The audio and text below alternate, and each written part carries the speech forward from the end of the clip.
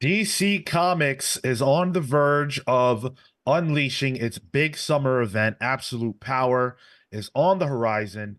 And we thought that now was a perfect opportunity to take a look at the last year plus worth of DC stories and evaluate the state of DC Comics, not just from a creative standpoint, not just from a story standpoint, but looking at everything that's going on at DC. And really, what I'm interested in is going even further back and talking about the state of DC since Dan Didio was fired. Because so many things have happened at DC Comics over the last 4 years. It just feels appropriate to look at where they've been, what has happened, and where they're going, and what we think about the state of DC Comics. The gang is all here. We have Kale, Good morning, hot dogs. Marco, Yo. Tyler, You ever eat a morning hot dog, like a hot dog for breakfast? Yeah, sausage. Cold, uncooked? I was in college. Yeah. and I'm Sean. And you're you. Thank you for joining us. We appreciate you being here, whether it's live action or in the future. Appreciate you hanging out. I know we have, go ahead, Kale. Or in the cartoon. Yeah, or in the cartoon. I know we have a lot of DC heads in our community. A ton of you are big DC fans. We are too, of course. We love DC. So I know you guys have a lot to say. Make sure you are sounding off in those comments as we get into this. So, way back in the year 2020, which feels like a decade ago, but isn't, DC Comics made a lot of changes, a lot of big sweeping changes. They saw the pandemic as an opportunity to kind of shore some things up and do things that they wanted to do, but just didn't have the they didn't have the occasion to pull off. But with everything that was going on, DC said, okay, let's clean house and let's get away from Diamond. So they got away from Diamond. They created their own distribution companies, which now there's only one for DC, but there were two at first. And they fired a whole bunch of their editorial staff. They cut through that editorial staff. And at the head of that was Dan Didio. Dan Didio had big plans for DC. He wanted to go in a 5G direction. My man was really, really inspired by the concept of 5G and what it could do. Well, we've all seen the various, some of us have seen the various outlines that Dan had, his big boards that he had in the back of his room where it listed all these different things that were going to happen. And people like Rich Johnson were able to piece together through, great journalism work, which I guess he doesn't want to be called a journalist, but oh well. And interviews and things like that to figure out what 5G was going to be. We did a lot of coverage on that in the 5G files. So if you want more about that, that's where you got to go. But after Dan Didio was fired, a lot of the things that were planned for 5G would actually come to fruition in varying ways. So, it was this big, expansive plan that would see the big three, Batman, Superman, and Wonder Woman, replaced by different people who would go on to take those monikers. So like John Kent, Luke Fox or Tim Fox, one of the Foxes, Yara Flor as Wonder Woman, all these, these different characters. There was going to be an event, for example, called Batman versus Robin, which was going to see Bruce Wayne face off. I believe it was Bruce face off with Robin. We got an event called Batman versus Robin. That actually happened. It doesn't go down the same way, but the event released. There was a Lazarus Planet equivalent. There are just so many things that have happened that were planned that have gone down a different way. But now it seems, since the dawn of DC, since Dark Crisis, that we are officially out of the 5G, let's get all this stuff out. Yeah. We're out of that. Almost like the pandemic era of DC Comics and all their reactions to that. Right. And so now the new editorial team is crafting their own future for DC. and we've seen it play out. What do you guys feel about the state of DC Comics with all that context in play? The dawn of DC, what's been going on since Dark Crisis? Where are we at?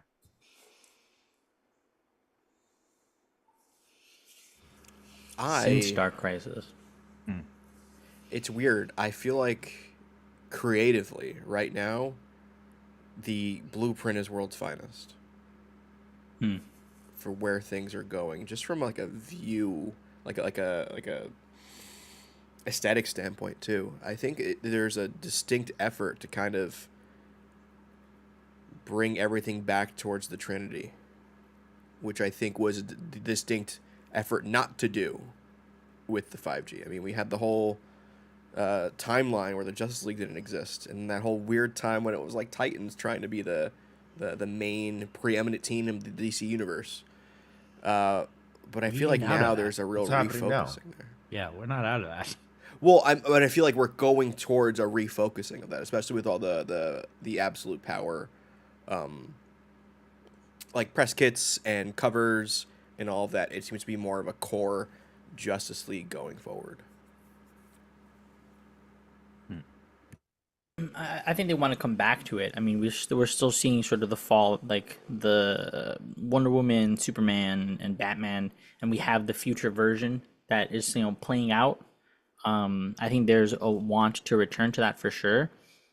For me, I feel like it's, I guess, a little more holistically.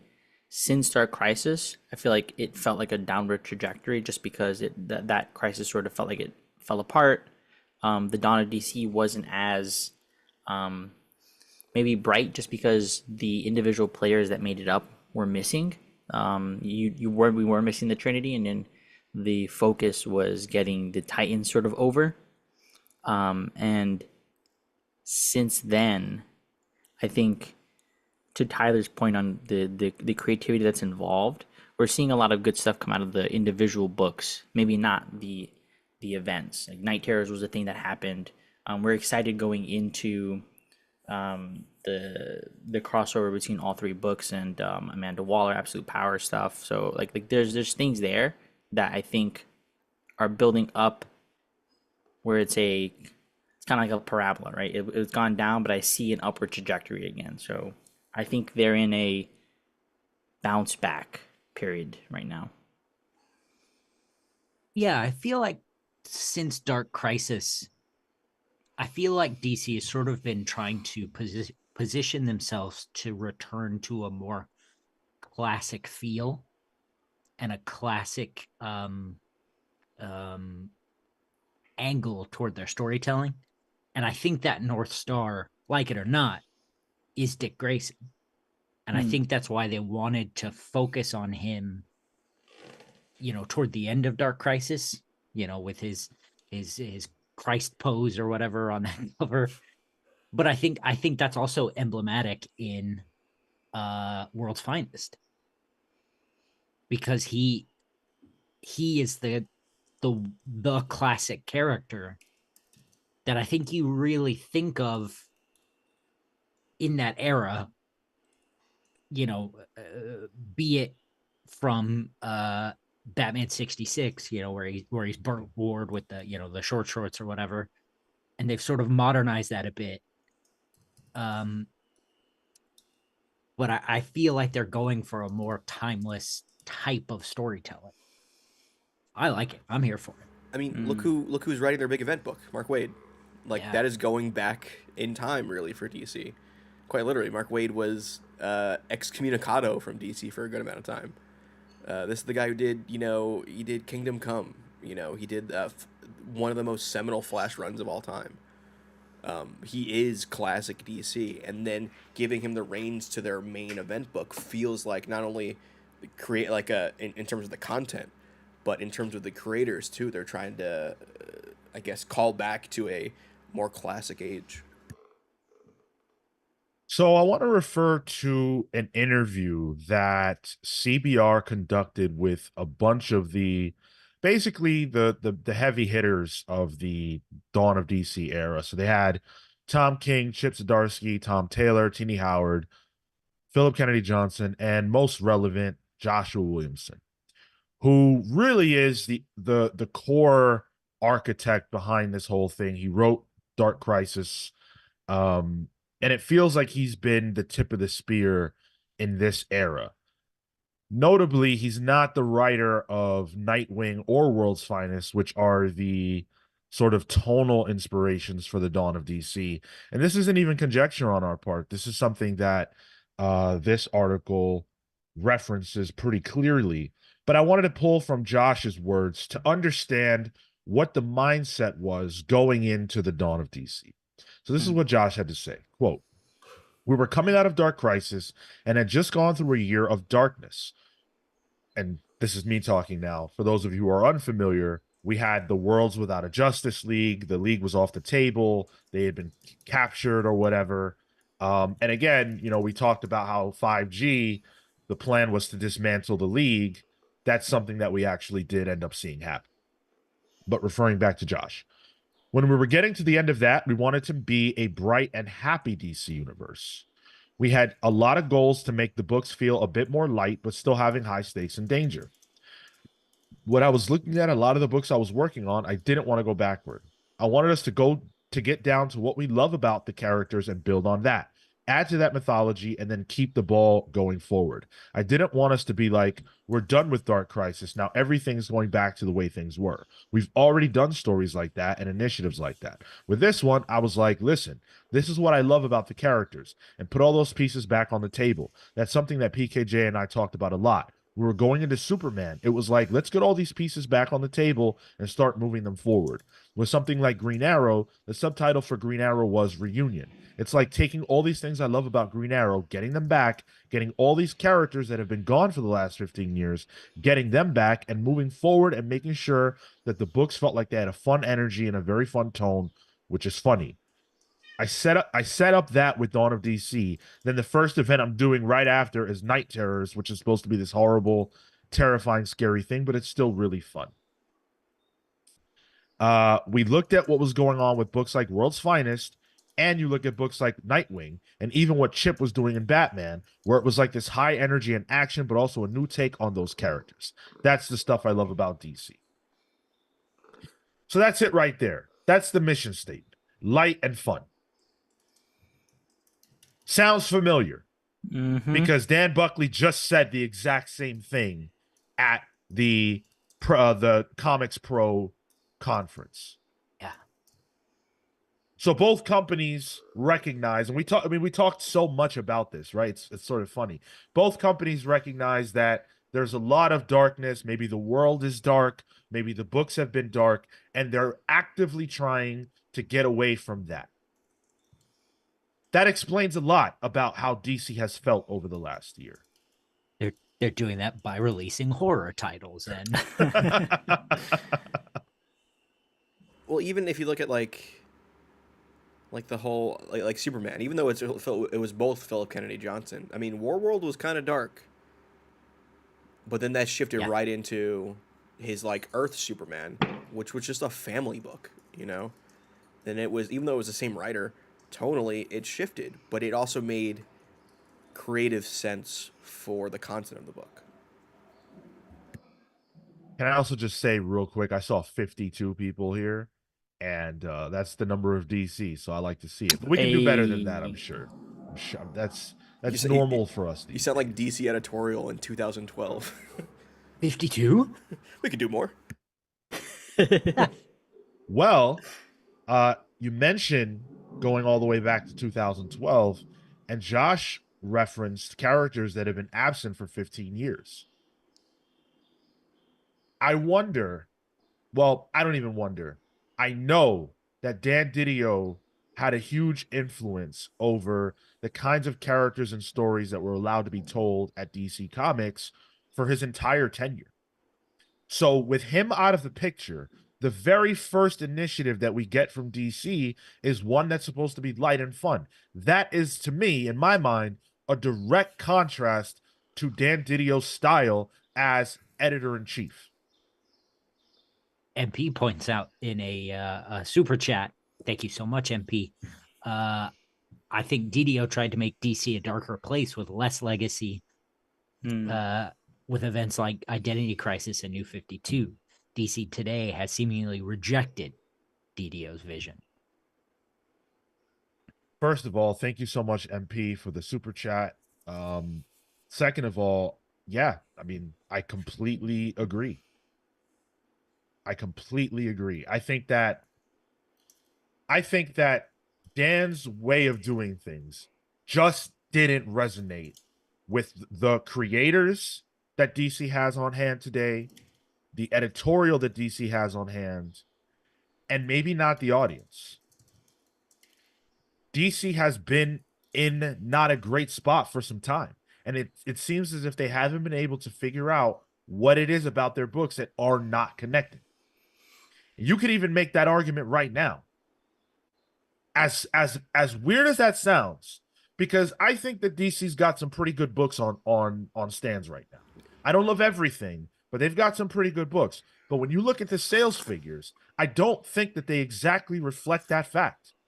In like two other things too is like our listeners tend to lean more DC from what we've seen in terms of the interest, and also look at the Eisners, it's DC heavy, so like the quality is there. But yeah, somebody in the chat mentioned it too. But like the numbers aren't there, even with those ICB2, monthly numbers. Yeah, Batman gets outsold at times by Energon Universe books. Wild. That's a new era type thing. Yeah, and that speaks highly to the Energon Universe stuff for sure. There's a lot of hype. We're going to talk about that a little later. But Batman is Batman, right? Come on. What are we doing here? That shouldn't be happening. And it's not, look, in my opinion, it's not that the book's not good. It's had some rough patches. The Gotham War was not it. But since then, I would say the book's been, pretty good. Back on the main story, like it has its ebbs and flows, but it's I feel like DC tends to cut itself off a lot of the time. Like it gets in its own way. Do you think that we know it's good because we read it, but do you think because it's like, oh, there's a robot Batman going on, and Batman has just looking at it from like a top down perspective, it's a little weird? Do you think something like that has an issue with? It's a Batman title. Like, if it's not a Batman robot, it's going to be an evil clown, or it's going to be a guy with two faces, or it's going to be a penguin-shaped mob boss, right? I'm sure Gordon's run as Batman. Explain DC Comics badly. Like, Tyler makes a good point. Like, they were able to sell Batman comics when freaking Jim Gordon was Batman. I think my thing with the Energon universe, especially using that example, I think it's something that's new and exciting. And because of that, like, while the stuff, that we've sort of talked about with DC is like, they're leaning toward a lighter, more fun universe. And that stuff is happening. Even in Batman, evil robots are cool. This stuff over in the Energon universe is new. Yeah, it's fresh. It's different. Yeah. And I know we've done videos on legacy numbering, but can the high number of Detective Comics of Batman be daunting for people too, because they want to stick to that legacy numbering? Marvel doesn't do it.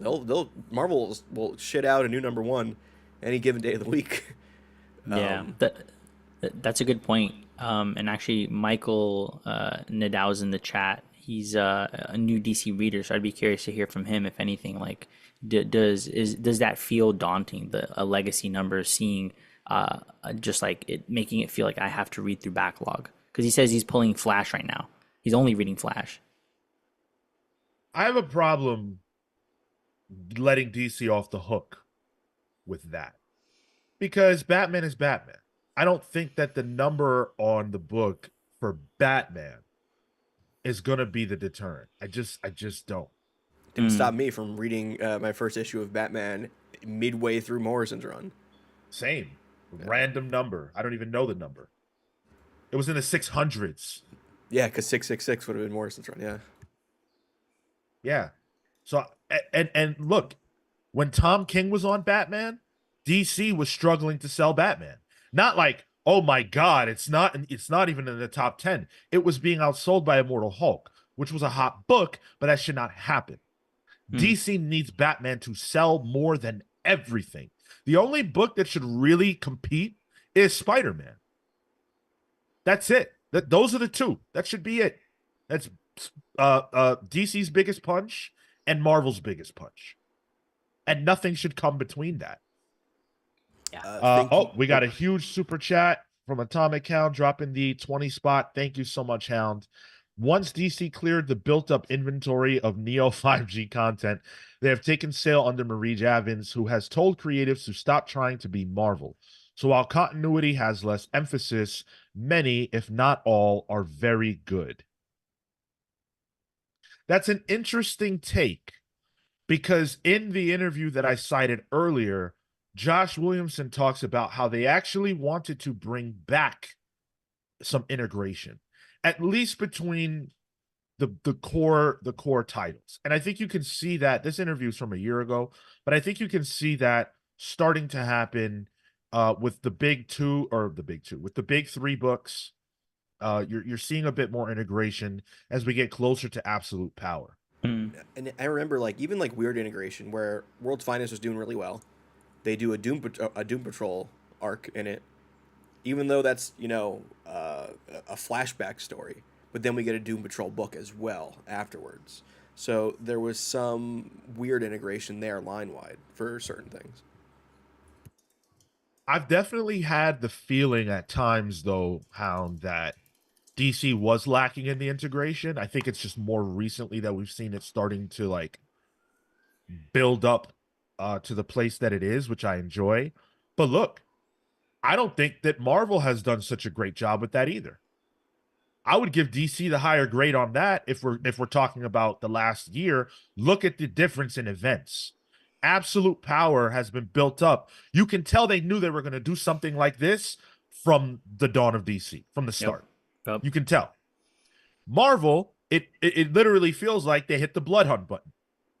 It's been something that they could have gone to for years if you've been reading the books. But it's not built up to in a like clean, straightforward, narrative, story-driven way like it has been for Absolute Power.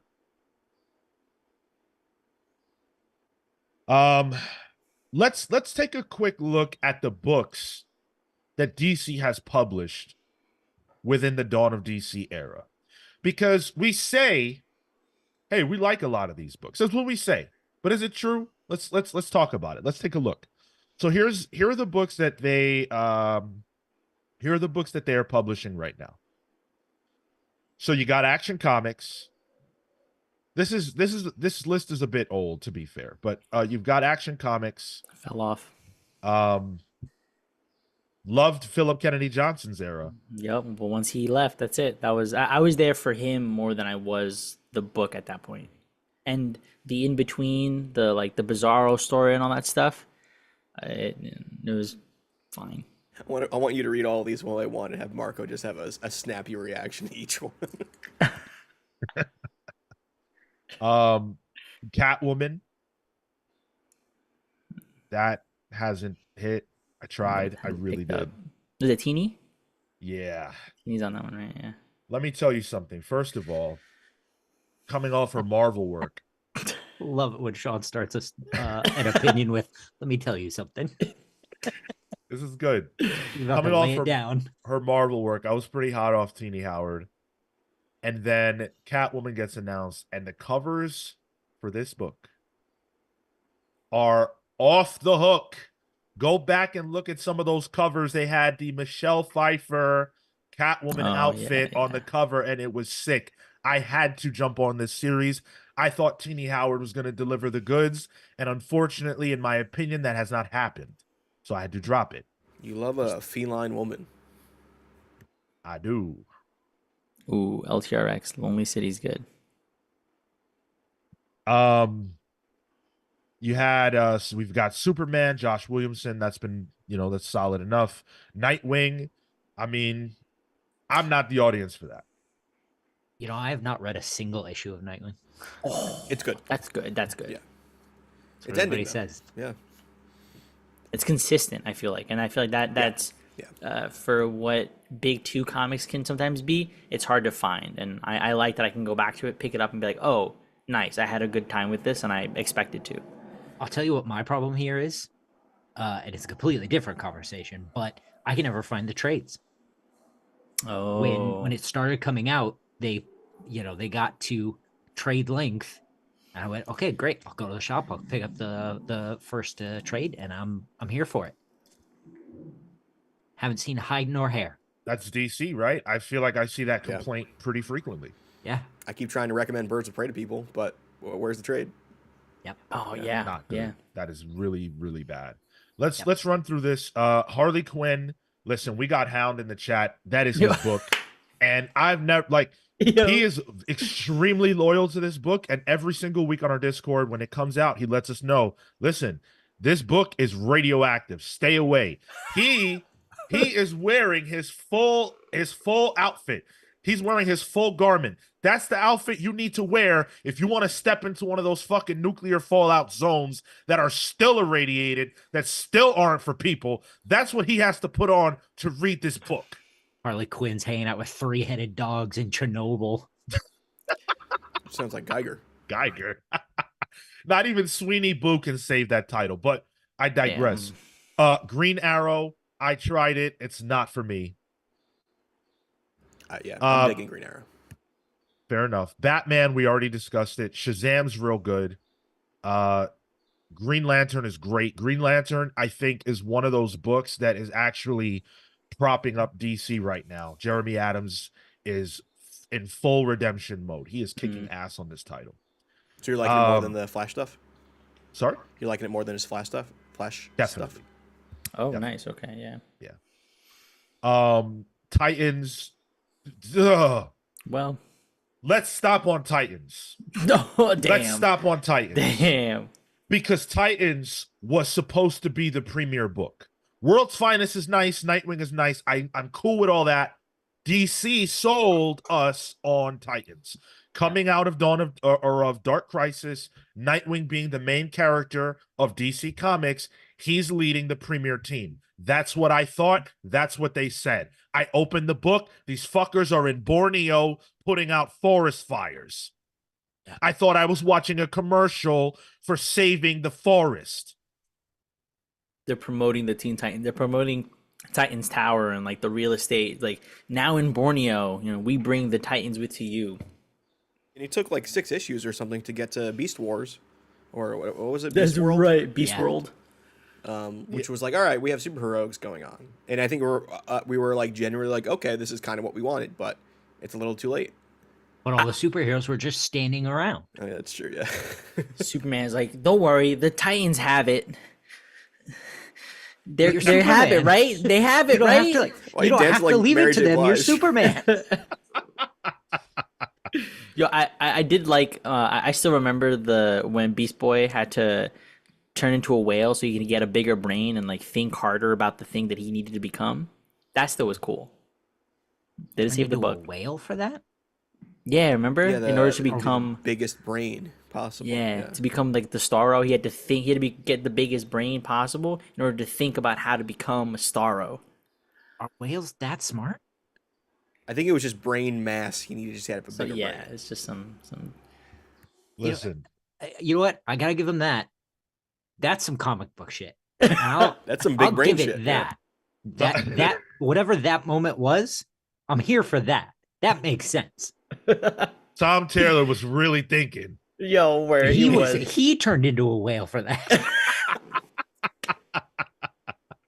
Listen, if you don't listen to Pals Pulls, you missed out on our scathing reviews for Beast World and frankly Titans. We just didn't love those things.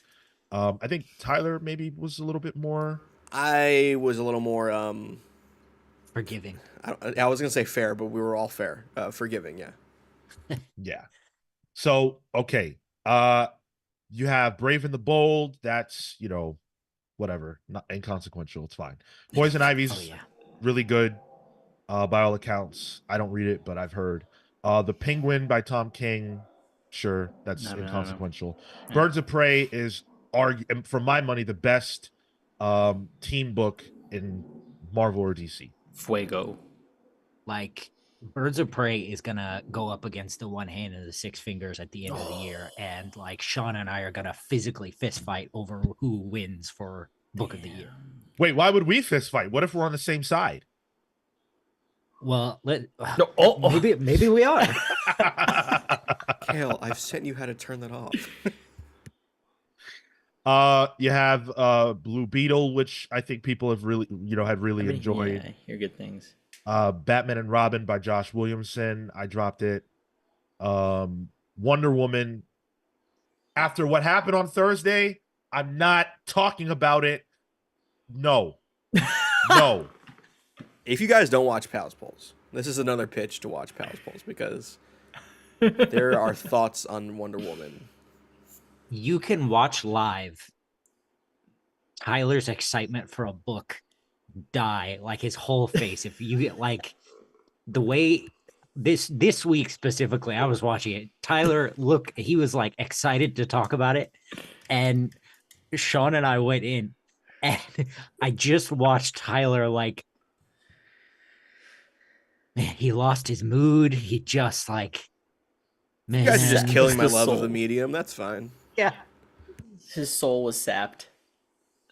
Oh my God. I don't like it, but I love it. You know what I'm saying? Like it just is what it is. We have to do it. We have to tell Going the for your truth. third kill of a co-host. Wow. Don't put that shit on me, man. Hey, we got 70 plus you here hanging out with us today. Thank you so much. We are having a great time. Smash that like button. Smash. Normally it's a Hulk smash. This week we're on DC time, so we're not gonna go with the Hulk. We're gonna say Superman smash. What is DC time? We're a little late on that one. Or where? Superman smashes the Klan. All righty then. And Alt-righty subscribe. then. Make sure you're subscribed to the channel. Do not be here without subscribing. You gotta subscribe. We are on the road to 3K. Let's get us there. Okay. Flash. Fire. Not fire. Do not try to fucking get that over. You're not gonna sit here at 10:48 in the morning and try to tell me that the Flash is fire. There's nothing fast. There's nothing flashy. There's nothing fire about that book. Made of that same Wonder Woman shit. Is the good shit. Marco, I might have to come to bat for you here. I've turned the corner on the Flash. It's good, dude. It's good. Weird. It's weird. I It's don't just know fucking if it's out good. there. It is fun to read though. It's a good time. It's a good time. He's up there. He's doing shit. Size got that whale brain, bro. He's Unfortunately, I think people do like it. That's a sentence. unfortunately. Hey, listen. I love Amazing Spider-Man, and everybody shits on that, right? I take my lumps with grace. What we're not going to do is pretend that anything good is happening in the Flash. I'm sorry. Yo, don't light a match, bro. All right, fine. I'll leave it alone. Because it's gas, Kale. It's gas, so don't light a match. And Power Girl by Leah Williams. Yeah, anybody reading that? Yeah, it's good. It's actually a lot of Is fun. it still? And they Cool. actually gave her Good. Gotham City Siren, so she's getting more work at DC, which is gonna be fun. Oh yeah, I knew about that. Yeah. And of course, we've had like a ton of limited series. I'm not going to run through them all. I would say, just looking at this list, largely they've been hit or miss. Unstoppable Doom Patrol is probably the best of all the miniseries that DC has done. And of course, Alan Scott Green Lantern was great. We did an interview with Dennis Culver about Unstoppable Doom Patrol. If you want to go back in the feed and listen to that. Yeah, good chat. But so taking a look at all of those ongoing series, and of course there's like Green Lantern War Journal 2, which is phenomenal. But taking a look at that, does that list and our reaction to it reflect that DC is in a good place right now? And listeners, are you happy with the list I just rattled off? Does that reflect, when you think about those books and how many of them you have read, are you happy with the state of DC Comics? I think generally, yeah. But as you read that list, I think there's some glaring omissions. Like, the fact that there's no Justice League or an Aquaman book is wild to me. An Aquaman movie came out, and we've talked about this, with no book for it. Not even like a How? Black Label book. Like, that movie was shuffled aside. They just needed to put it out so they can make some money back. But they didn't capitalize on anything in the comics. And the fact that Justice League doesn't exist is just bonkers to me as well. Like, I know they're trying to do a thing, but it's been enough time. Let's get a Justice League book. I genuinely don't know if it has been What do you mean? a long enough time for the league to be gone. I think they're missing the trick with the Titans, but I don't think we missed the Justice League enough yet. I don't know, man. I think that Titans was supposed to be that stopgap, and it's left a bad taste in our mouth. And now that we want, I feel like there's that much more of a hunger for for the Justice League to come back, and we're like, all right, let it happen, let it happen. I feel like that's the conversation. Yeah. I think I am happy with where DC's at. I think there's an appropriate level of good and not so good. Like I wish Wonder Woman were stronger, but they have the best guy on it, right? Like, you know, something is happening, like it or not. And I think that, to be honest, the same with the Flash. Like, stuff is happening, and Green Lantern, like they're cooking stuff. There's like it's like DC feels like it's simmering in all corners, and I'm kind of into it. I had, I have fun with bashing the Flash bash and Wonder Woman and all that, but like realistically, I understand that there are lots of people that are clearly enjoying those books. So when I look at this list, if I'm being objective, and putting certain biases aside, I think they're trying, like they're putting their best foot forward, and I really can't argue with that. Like, yeah, I would say there are some stinkers here, but so what? You're never going to be perfectly happy with every single book that is being published, and that's just how it goes. But if you look at this list of books, it's hard to say that this is not a really strong lineup. I think that DC took a look at themselves post Didio and said, okay, who do we have? What can we do that's different and special and cool? And I kind of feel like they have met the call of duty. But yet, I do not feel satisfied with DC. And I think I know why. Because as much as I am satisfied and happy with the fact that there are books on this list that I really, really, really am enjoying, the reality is that we do not have a Justice League. Amanda Waller's the big boss. And the events that we have gotten have been underwhelming, to say the least.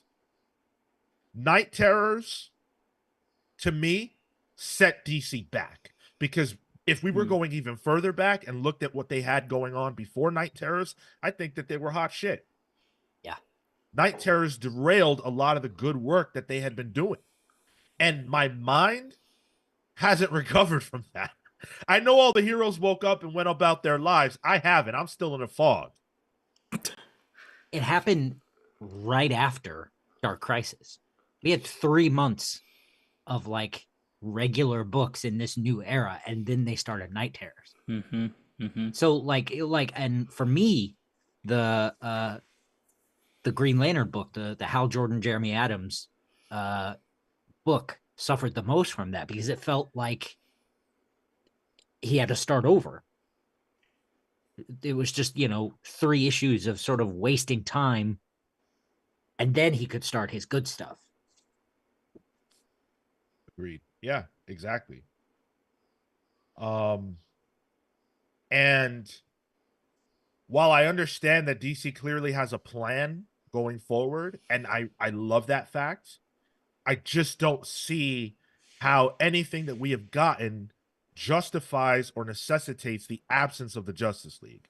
Now, I think I have heard that something in Green Arrow sort of explains that. Maybe Tyler, you can lend your knowledge if that is the case. But DC's books have not sold me on why there shouldn't be a league. It doesn't make sense. Beast World doesn't make sense because the Justice League stands around and lets the Titans do the heavy lifting. And when I say the Justice League, I don't mean the official league. I mean the characters that would populate the league. What reason is there for them to all be there, but not consider themselves the league, not work in tandem, all these things? The world of DC is falling apart right now. There needs to be a Justice League. They got it. Again, like, if they actually let the Titans do the Justice League work, that would be fine. It needed to build up to that. Like, you don't start with putting out the fires in Borneo. You start with the Beast World. Like, you start with a threat that necessitates them, but also puts the members of the league in a position where they don't have to be there, because that was the biggest issue, was they're still there, dude. I said this many times on the Beast World and Titans reviews. The first issue of Titans should have been Nightwing himself knocking out Trigon, and then escalating. And even I agree, Kel. Actually, there needed to be some form of power level setting initially, like right from the get. But even like Marco's right, like Beast World would have made sense to start it, even thematically too, because Starro would have been the villain in a way. Sure. So there's the parallel with Justice League. Yeah. But instead, they were fighting construction workers in like a big wheel thing, deforesting things, which they've been doing since the 60s. Wolverine, Batman. Unbelievably funny. But like Marco makes a tremendous point. When you had the New Avengers, for example, that team, the initial team that Bendis put together, is missing some pretty big pieces. Some perennial Avengers are not on that list. It doesn't have the Hulk. Thor was dead. You know, like, these characters were out of the equation. And so Bendis decided, okay, let me try to get some new people over. And there was a reason why the team didn't have all of the normal members. And if you were reading along, you knew why. And it made sense, and it was cool. And it felt like it was building to something larger. Justice League members are there. They're in the DC universe. They're doing whatever they're doing. They're just not working together for some bizarre reason. And that leads to a lack of cohesiveness. And not only that, I feel like Justice League's a team where you can introduce new characters as being viable as well. You know, that's where you throw in someone like a Blue Beetle. That's where you throw in your young POV character who could then spin out his own book, or her own book. And then you can, you know, it's a pillar of the line as well. It would have been cool. CW Gordon says Batman's been busy as fuck, right? Like, all right, like let's say he's in the middle of dealing with. He's like, Nightwing's like, no, you know what? Batman, he's dealing with his robot boy. Superman, actually, he's still on Warworld. Wonder Woman was, I think, at that point, before Dawn of DC, was like elevated to like some god status. So that's why Yara came in or whatever, right? Like, those things should have been in play to necessitate the Titans taking over. Wow, Marco's really put his fucking thinking cap on this morning. Bro, I showered today, dude. I've been up since like 6 a.m. I'm up and at 'em. You got whale brain. You're completely right. You're absolutely right. There is a timeline where all three of the Trinity were off the table, and that would make sense, but you can't keep them off the table for long enough. And DC can't have their cake and eat it too. How many times have we seen, oh my God, Batman is in peril over here and he's off world, maybe doing something else, and then you buy the League and he's there, or you buy, you know, whatever other book and he's there. So you can't tell me he's too busy to be in the Justice League when, for all time, we've been told don't think too much about things like that. The Trinity being off the table left a hole that was supposed to be filled by a new Trinity. and it was evident. Like there was analogs for those characters ready to step up. Yes. Yep. And you can see it, but there was, because it wasn't we weren't doing 5G anymore. Titans had to slot in there instead, which felt, I don't want to say unearned, because the Titans as a property are earned to do that, but it maybe felt like the wrong time. It's the wrong execution. Yeah. It's the wrong execution. If you're gonna take the league off the table, then Amanda Waller as a villain for the Titans, I can jive with that, because I don't see them on the same level as the Justice League. So okay, she's the big boss. The league's not around. Nightwing has to deal with her now, and they got to figure this stuff out. All right, cool. No problem. But the second that I know that Superman is back on Earth, he's going to sew all this shit up. It's just what has to happen. Batman's not going to allow Amanda Waller to do these things. But again, yes, he's busy. But this is comics, and so I just struggle with that. You can't have your cake and eat it too. So many comments right now. This is insane. Like, we can't even keep up anymore. Revolutionary Dragon says, the question is, for Sean, how do you bring back the Justice League without downgrading the Titans? It's a great question. The answer is that I don't think you can.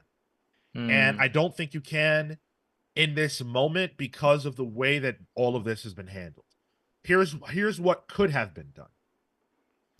When the Justice League were absent before Dark Crisis, that window of time, if the Titans had stepped up then, which they kind of did, that's what Dark Crisis is about, and then Superman, Batman, Wonder Woman are all gone. They're still gone. You could even say the Flash is gone. Which Flash? I don't fucking know. Barry Allen is gone, okay?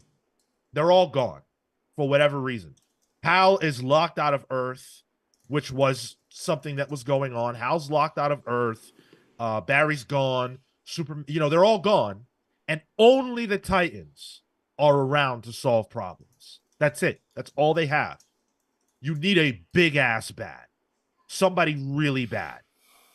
Let that be the first event, not Night Terrors.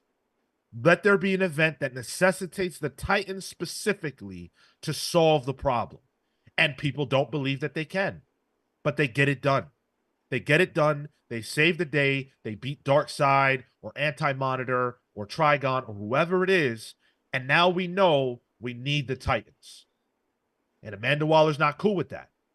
So now she ups her game to try to deal with them. Mm-hmm. She ups it by getting 2 Peacemakers.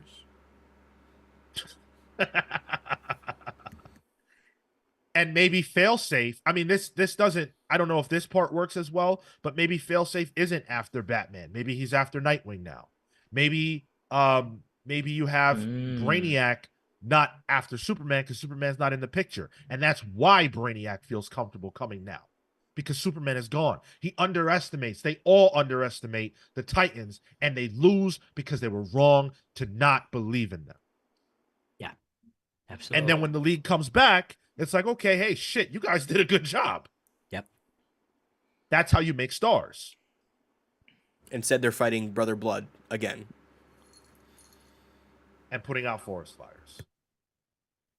So Nightwing, hold on. So Failsafe starts going after Nightwing. Does Nightwing have to develop his own Zur-En-Arr? Well, if you're looking in the previews from fucking Tom Taylor's stuff, apparently that's what's going on. I had nearly my Joker moment. I felt myself splitting when I saw that fucking page. Yeah. I am not thrilled. Zur-En-Arr. Wolf. Zur-En-Arr. What book was this in? It was a preview page that was released. I guess it's from Tom Taylor's Nightwing. Oh, okay. It's in the Yeah, Discord. I'll see if I can find it. But Cirque, like in circus? Yeah. Oh, yeah. It's not even, my man. It's not even that far up. That's an embarrassment. Like that. Like I read that and I had douche chills. You had what? Douche chills. The chills when you see like a douche, you're just kind of like, ugh. like that. Yeah, that it's that feeling when you see a douchey moment when you Okay. just like, It's oh, like when you that's so use a douche, I'm cringy. like, Like, that's a ah, strange. I've put it in our Discord chat. In our Discord chat. You're safe. unreal, Un- unreal. Uncaged says it's in Titans. Oh, Oof. okay, it's in Titans. That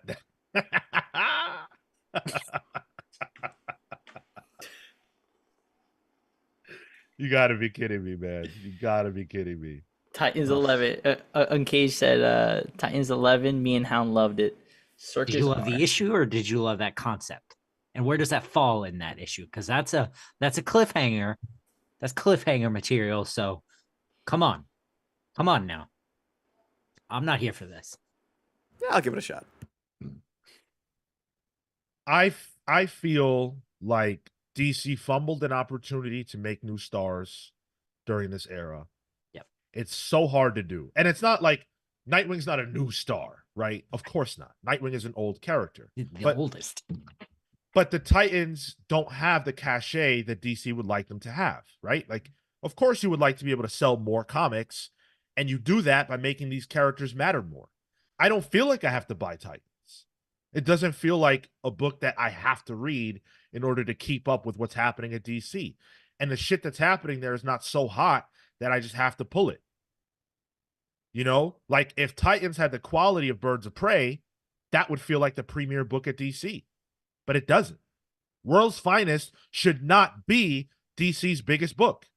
Not because of quality, the book's great, but it shouldn't be that because that shit is not even in continuity.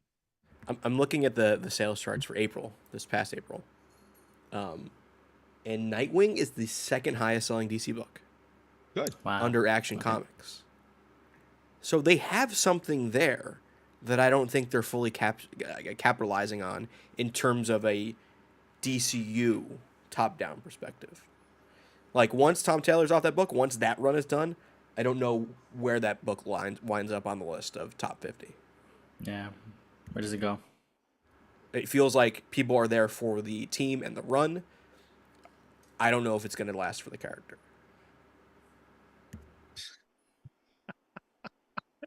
I'm laughing because that Cirque and R shit is just so crazy. Like if you read Grant Morrison's Batman and you see how much they put into making that work and building it in, and it's like it's a goofy concept, but it was earned through a lot of legwork and effort. And then to see that, go ahead, Kill.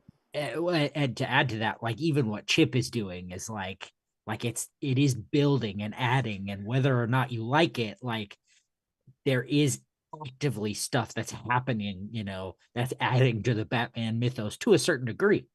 But now it feels like the gravitas level of that concept is like video game DLC skin. You know, like Yeah. it's just ever present now.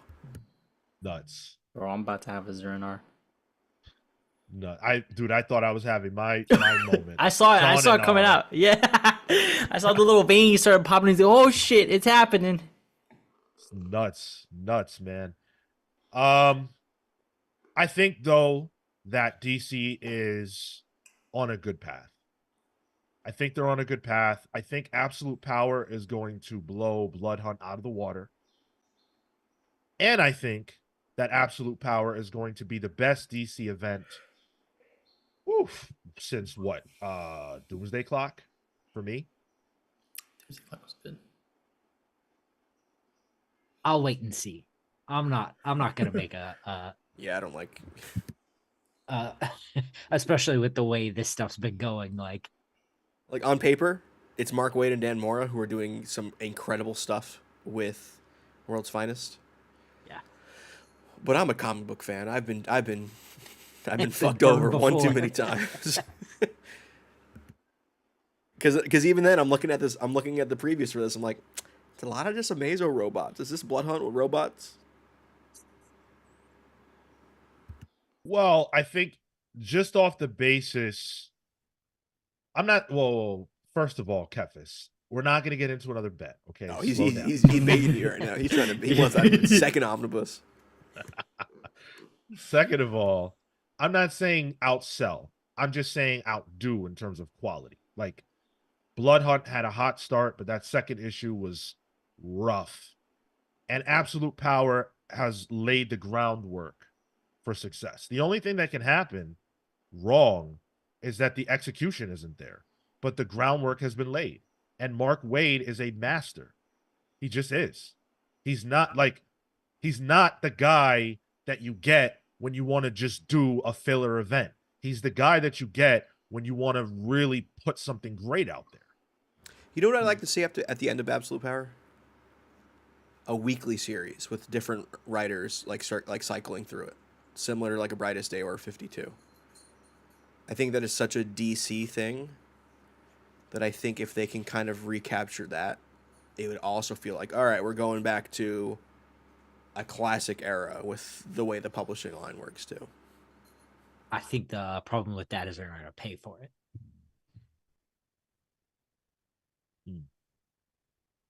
Yeah. Absolute Power is 4 issues. What the fuck? Wow. No, that already turns me off. How many was Infinite Crisis? Events 8? are so short now. Yeah. They don't linger. They're short because they need to have more than 2 a year. Yeah. 7. Infinite Crisis was 7. Jesus. Kaboom says, don't know if Doomsday Clock was an event. I'd say Final Crisis is a better example. I certainly would say Doomsday Clock was an event. Do you guys not think it was an event? Doomsday Clock is a weird one crossover for me. event. I don't really consider Doomsday Clock an event in my headcanon. What? Because it's kind of outside of the continuity. No, it's not. What? It's definitely not. Well, because it was forward continuity, and then pieces tried to fit to get there, and some No, it didn't. wasn't. No, I drew from the DC universe and from the Watchmen universe to make like a joined continuity, and like the. I read the book. I know. I know that, Marco. Yeah, but like that's taking all that stuff into continuity. No, I'm not. So I'm not saying it's. I feel like it's weird continuity. It wasn't direct. Like, oh, this is what's happening right now. But it was. What are you talking about? It definitely was. They built up to it for years with the button and everything else, and like that definitely was continuity. I don't know if I would say it was an event because to me it felt too local. It was, it was Manhattan and it was Superman, and those were the objectives, right? It was global. Hold on. I'm not finished. You know me. I have to take these Jeff Goldblum pauses. Give me a minute. Stuff happened around them. You have your Watchmen characters. You have the Watchmen trappings. Of the letters and the stuff that happened. But then you had the Black Adam Kondak stuff that Jeff still just cannot get over. I just none of it said event. Wow. Okay. I guess I'm wrong. You're welcome. Okay, it says I have a Doomsday Clock shirt, so clearly an event. Yeah, and Doomsday Clock, I just looked it up too. Like, it was said not canon because it was set a year in the future. And Snyder tried making it canon in his Justice League run in a halfway, but never really was because of the end of Doomsday Clock. It never actually happens. It's weird. Doomsday Clock is a really weird canon in terms of continuity. It was the briefcase guy, wasn't it? The briefcase guy that comes down from that represents the editors or whatever shit. Do you remember? He had a fiery egg head and he literally carried a briefcase. Yeah.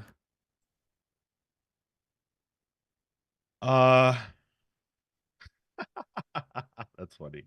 Dan said, Sean said that in the same tone. My wife says, I'm not angry. That's funny. Yeah. I feel well, that. Anyway, I don't care what anybody says. Doomsday Clock was an event, and that was my favorite event Look, you can have it. before now. Yeah, What? before I believe absolute power will Hit live that up level. to. Yeah, that's what I Yeah. believe. I'm confident in that. I'm hopeful for that. I want DC to be great. I really do. And I don't think that they're far off from that. I think that they are on the cusp. And if absolute power does what it needs to do, DC will bounce back. But they have to figure out, it's a perennial problem. They have to figure out how to make all these books connect with audiences the way that Marvel does. They just have to. But I give them a passing grade right now. What about the whole Absolute Comics part of the deal? That seems to be a big step into reclaiming some of that audience. Allegedly, there's no official confirmation of anything yet. So It's hard to talk about because we don't know how that's going to go. We don't know how that's going to play. I think people are a lot like, I think with DC, people get very concerned about their continuity in ways that, like, it's not as big of a deal at Marvel. Just because they do resets and things like that at DC Comics, all these, reboots that have happened. So people get really cagey with their continuity. And I'm curious to see how people will react to a flattening of that and a fresh start with DC specifically. There are a lot of people who have never gotten over the fact that the New 52 did that. Yeah. Yeah. The key difference is that you won't be losing out on the continuity that you love now. You're just going to have more options that are their own thing. And that's just how it seems, because we don't actually know for sure anything. We had Rich Johnson on the show, and he talked a lot about what he thinks is going to happen, but we don't know for sure. Mm-hmm. Let's hit some comments. So we've gotten so many that we haven't touched on. Comic Toby says it will be critical in how DC's newest event will tie into this year's Pride comics. I don't know if that's the key point. Yeah, they have like what, one book that comes out a year, twice. I think maybe it's the Al Ewing. Is he alluding to Al Ewing being in that? And I think this is a or not troll. in good faith Yeah. comment. Oh, okay. I didn't realize that. What else do we have here? So many of you talking. I love that. I love that during that John Kent conversation, we just had a whole line of people just going, "Where's John Kent? What's happening with John Kent?" Oh, that's a good point. Where is I was John? thinking about that. I literally don't know where he is. They say he's in his own. He's got his own book, right? He did. Yeah, he did. I don't know if Superman John Kent is still a thing anymore. Because I know he went. Huh. He got. He did his book, and then Clark came back, and then he went to the Injustice universe and got blue Superman powers. He came back for the whole the end of Philip Kennedy Johnson's run too. Like he's part of that Superman family. I would assume he's just captured by Brainiac at this point, with all the other ones.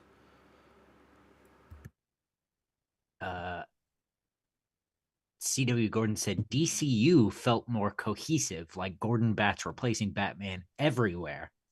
Dawn of DC has felt more like a bunch of self-contained storylines. I can see that. Although I wasn't the biggest fan of the DCU initiative overall. Catherine says, Sean saying Marco's completely right. I returned on a good day. You returned on a bad day. Because clearly I have been replaced. The full moon was out last night. Yeah. Someone earlier had asked when the Justice League comes back, who we want writing the book. And I thought, who could the creative team potentially be of the stable of writers that they have? And I wonder if I don't think it's going to be a Tom Taylor from Titans into Justice League. or at least I hope it isn't. I think the best candidates at the moment are PKJ and Rom B. I think it should be Williamson's book. Like, not even I like from like a he deserves it standpoint, but like he's the one that's kind of been building the skeleton of this whole thing. think oh, Yeah, go please. ahead, please. I think it should be Wade's book. That's kind of where I feel like it's going to be. Yeah. Yeah. I like I'm torn between those two, but I also really, really want PKJ to step into the role. But it Yeah. feels like there's a list right now. It feels like, there's a wait list because there is no Justice League book. Yeah. And I think that I always feel like the architect of the company at the time should also be the writer of the main team up book. So if Joshua Williamson will continue in that role going forward, then it should be his book. If he's not, then I think it should be Wade's book. Yeah. You think they give it to a Chip? No. No. I don't know if Chip wants it. Hmm. I would be Yeah. surprised if he did. I don't think I've ever seen Chip on a team book, actually. Right. Avengers. Did he do Fantastic Four? He did was it 2-in-1? He did Marvel 2 2 one. in That's 1. the one. Yeah, I think that's the closest I've seen it. Non-binary bomb says the problem is the important stories to Dawn of DC aren't in their key titles. Why do I have to buy Green Arrow to know what's going on? That's tough because, Williamson is writing it and he is the architect. And typically in comics, it's like in big two books, it's like, okay, if you want to be connected to the ongoing story, follow the writer who is most important. So by that logic, you should read everything that Joshua Williamson writes, but you might not care about Green Arrow. So it's tough. I don't care about Green Arrow, not even a little bit. So I don't want to read that book, but I feel like I'm supposed to be. Dan says Al Ewing and Daniel Samper. You need a writer that surprises everyone. I mean, Al's in the wings, right? Yeah. Yeah. Al would be. I still think Al's better utilized in whatever their absolute line is, personally. Yeah. Oh, yeah. Because like apparently they have Snyder, but Snyder's done Justice League already before. He's a big enough name, but yeah. I feel like if he came back on the book, people could be like, "Oh, he's back." Like, doesn't feel fresh. Uncase that John is in the backup for Wonder Woman 6 parts so far. Yeah, for sure. Just like, that's he's babysitting. And I think that's also in the future, right? Yeah. Yeah. What's he doing today? What's he doing right now? Columbo says Absolute Power got shopped around from Williamson to Zdarsky to Taylor before landing on Wade's lap. So I imagine they're having the same problem figuring out who to put on JL. Yeah, I mean, I problem seems like a little bit of a too far of a statement to go. I don't imagine they're having a problem figuring it out. Williamson is notoriously busy, and he has talked a lot about how he just has to turn down, projects for a variety of reasons. So I could see that being where that's coming from, as far as he's concerned. Zdarsky and Taylor, I'm not really sure. I just don't think Zdarsky wants to be in that type of role. I don't want Taylor in that type of role. Yeah. Agreed. Yeah. Because I think he's shown that he can't hack it. Well, I think he'd be better at Absolute Comics, honestly. Those kind of worlds where he's able to kind of do the world building himself is where he excels at. Yep.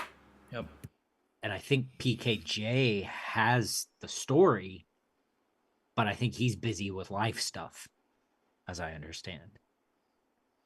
Matt says whoever flops hardest on the X-Men books will take over Justice League. Hickman? He's getting that aliens bag right now. The Capullo too. Dan says the Justice League announcement needs to have a surprising killer creative team to create enough buzz. And not just a creative team, a concept. And a roster. A roster is going to be what it is. You have standard Justice League characters with one or two differences, Black Adam and Naomi, but like, you know, before the league is filled with your standard Justice League characters before you can even think of extras. It should be the JLU lineup, honestly. Like, personally, that's how I feel. Yeah. So we're giving DC a passing grade, yes? I think so, yeah. Yeah. Birds of Prey doing a lot for me. Yeah, I think that I could probably name, off the top of my head, I could probably name like 7 to 10 DC books that are really killer right now that I'm really happy with. Yeah. And I'm not even sure I could do the same for Marvel. I'm not sure. It's tough because at Marvel, we're literally cheering and rooting for an entire arc, an entire era of one of their capital books to die. So that's like, Marvel, I feel, is pretty baseline solid, but I don't think there are any real stars. Whereas I think DC right now has some really good books that you can point at being like, that's really good, that's really good. It's a little hard for me to do at Marvel, but I think at Marvel there's a lot of just like solid 6, 7 books, like out of 10. Aaron Ruiz says, how about Tom King on Justice League? I don't think I've seen him on a team book before. Throw him out there. Throw me out. Done. No, Yeah. give him just more 12 issues. Give He's him got, a Jenny black Sparks label doing and it get now. him out of my face. Let him go do good work over there. Sick of it. Maybe an absolute power book, like absolute universe book. Here's issue 7 of Tom King's Justice League run. I got you. I see the future. I don't know if you guys know this. In issue 7 of Tom King's Justice League run, the Justice League will go shopping. They will go to America's Mall in Minnesota, the biggest mall, and they will go shopping, and they will be trying to buy a gift for the birthday of Barbara Gordon. And they will all go to varying stores. They will break up into pairs, and they will discuss nonsense while people look upon them in awe because, oh my God, Superman and Wonder Woman are in the Gap? What is happening here? And it'll have a lot of jokes and a lot of people cursing that shouldn't be. And then it will end on some poignant moment where we realize that the gift that Barbara Gordon really wanted was just her friends to be there for her. Friends she made along the way. Yeah. And I will love that issue. And Tyler will cry one single tear. Oh, I lack tear ducts. I don't cry anymore. So, yes, I'm going to have to pass on the Tom King rendition of the Justice League. Murphy, try Wonder Woman #7. You'll love it. Go for it, yeah. Sounds like that's up your alley then. Yuck. Yeah. So DC's in a good spot. We'll definitely be hot on Absolute Power in terms of reviewing it on Pals Polls. We'll be all over that. So I'm looking forward to it. I think it starts in July. So not too long to wait. Should be good. Would be good. Hope it's good.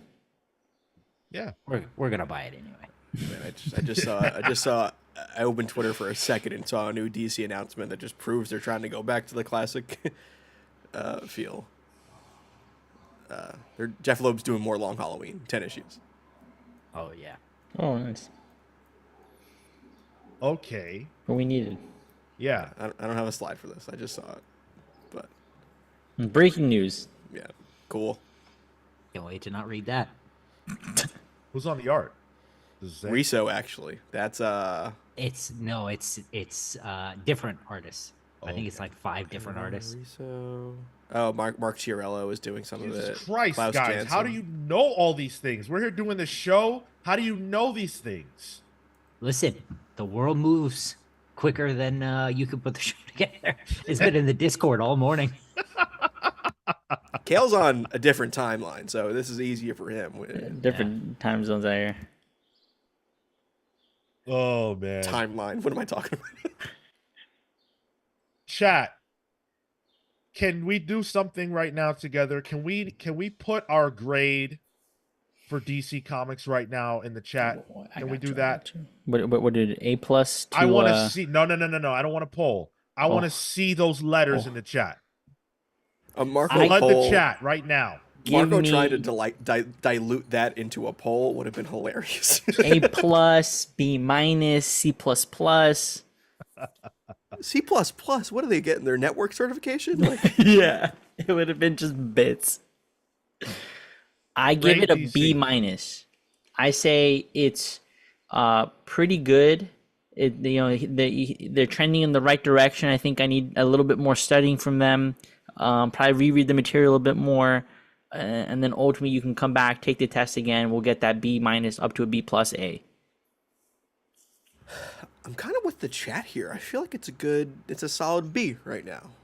Solid B. That's solid booty. How could it be an A plus with no league, man? Come on, LTRX. It could have been if they made the Titans good. Yeah. Yeah.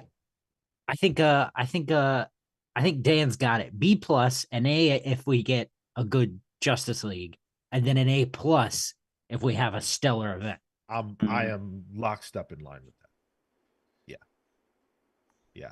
I don't know if I feel a B plus. I'll say a B. Nah, B plus. B plus.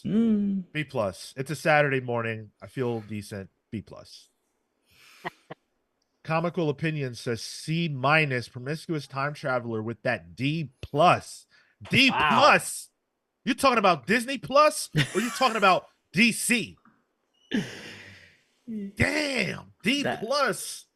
What's not working for you guys over there? I bet your promiscuous time traveler is just a big JSA fan and he's just waiting for that issue to come out. The only thing they read is Harley Quinn. A minus from Gino France. A minus. That's good. Matthew Price with the A minus. Nice. Thank you guys for meeting the call. I love to see all these letters and mostly pretty high. So DC is satisfying at least our audience. You guys, you guys are happy with what DC is doing right now. Let's go. Anyone claiming BOP as a top tier has a broken grading meter. That book is nonsense. What? Yo, you're gonna have to explain that. That's wild. What team book is satisfying you right now? You're into Avengers? Do you like what's happening in Avengers right now? He likes what's happening in Titans, yo. He saw Cirque and R. He's like, yo, that's my shit. We're getting into tribe mentality now. Dude, it's not even that. It's just that I don't know. Birds of Prey is real good. I don't see how you could say it's not top tier. But we all have our individual tastes, so fair enough. And yeah, look at the Gavin Guidry is in the chat right now. The artist, one of the artists behind that book, who's making it so good. Like, even if you don't care for the story, which I think the story is great, the art has been consistently great throughout. The Leo Imagine trying to have a hot take on YouTube and the artist of the actual book you're having a hot take on just calls you out. Catherine's right, though. Catherine's right. To be fair, their name is Comical Opinions. I think we're getting got. All right. Well, let's not, we don't want to dogpile. Comical Opinions is allowed to feel how they feel. So we'll leave it at that. Super late to the stream, yet arrived at a hilarious time. Yeah. Amazing. Summoned. We have so much more show to go. We gave DC its grade. I think if we had some way to average out all the grades that the audience gave it alongside ours, it would probably arrive somewhere between a B and a B plus, I would imagine, in that B range. Yeah, it looked like it. Yeah, got some good A's, B's, not enough C's. Yeah. So good on DC. Keep up the good work, and we'll keep praising the good work. If you think we've been doing good work, if you like what we are doing on this side of things, there are a lot of ways that you can show your support. Patreon.com/thecomicspals is the best way to do that. We are always giving you bang for your buck. There are lots of things that you get for your support, including an exclusive show called Palling Around. You get to check out our newsletters, which go out every single week. we also give you the ability to vote in the book club poll. So we're going to now announce, actually, the winner of the book club poll. The book club, of course, is this Tuesday. The winner of the poll is Daredevil by Ed Brubaker and Michael Lark. The Devil in Cell Block D. That's what I was hoping would win, actually. Cool. Nice. Confession time. I own every single book that made the poll. I have read none of them. Damn. You know what? Par for the course. Typical I think comic no one fan. here surprised by that. Yeah. Do you own the issues of the Brubaker run? Because that would have been right around the time you would have been starting comics at this point. I own the omnibus. Damn. Oh, typical omnibus collector then, to own it and not read it. Yeah. That's Jealous. that's strictly shelf porn. Yeah. You have no idea how hard I went to try to find the Bendis and Believe omnibus. That shit was hard to get, and I was gifted that. And I believe that my parentals spent like $300 on that omnibus. Dude, Ooh. the omnibus And I have market never is read it. not fun to be a collector in. And if you don't get it when it's printed, you're gonna be waiting like 15 years. Yep. Which one are you gonna read first? The one that won the poll. You guys voted and you chose Devil in Cell Block D, so that's what we're gonna get into. I think I'm gonna try to read more than that, just to have a fuller picture of the run. But definitely that's what we're gonna be discussing here on the show. So come this Tuesday, 6 p.m. Eastern, to hear our conversation about that. Should be a great time. If you want to listen to this show live, that is Saturday at 10:15 a.m. Eastern, Thursdays at 6 p.m. Eastern for Pals Pulls. We had a great time this past Thursday, and a lot more of you are showing up than ever before. So keep that going. I know the weather's getting better. That means we only get better. So stay inside, hang out with your pals. Yeah, don't enjoy the weather. It's too hot. It's global warming. You're gonna get sunburned. You're gonna get a little tummy ache. Stay inside. Getting hotter, and so are we. That's right. Columbo says, have you ever tried to buy an ASM Omni? Waterboarding is more fun. I actually have. I have the original run in Omnibus. Original run. Yeah, like Spider-Man? Yeah. Like the very first Omnibus that they've put out for that. From Amazing Fantasy 15 to wherever the first Omnibus it goes. Now, next week begins the month of June. And not only is June going to be X-Men month, which we have said, it's confirmed, next month is X-Men month, but it is also Comics Pals month. We are celebrating ourselves and you, the listeners, as we march down to episode 400 of the show. This is 397, so we are 3 away. And we are counting down our 5 favorite moments in the history of the show, which will culminate with episode 400, where we are going to tell you the origin of the Comics Pals. So many of you over the years have asked us who, what, when, where, why. And we've been cagey. We're going to spill the tea. We're going to name some names. Episode 400. That's right. Unleashed. Damn. Yes. Basically palling around. I'll get popcorn for myself for that one because I don't think I know the full story. I know the most of it. It'll be fun. And I'm not even sure how much I'm going to say. Yeah. It's going to be weird. It is. It's going to be very weird. Gavin says it's also my birthday month. Hey, mine too, and Tyler's as well. The day after our live stream for episode 400 is my birthday, and then Tyler's is a few days after that. So it's only like a Wednesday this year. Ugh. Bummer, right? I hate it when that happens. Mine's a Thursday. Well, hey, you'll be here for Pals Pulls, right? My birthday's on Juneteenth, actually, so maybe I'll have a day off. But again, in celebration, we are counting down our top 5 Comics Pals moments, and we're gonna dive into that right now. Last week we each, except for Kale, presented our number 4s, or our number 5s rather. So this week we're on our number 4s. So Kale, do you want to start us off with your 5 and 4? Yeah. So for me, my process was, these are the things that have, like, look, we've been doing this a long time.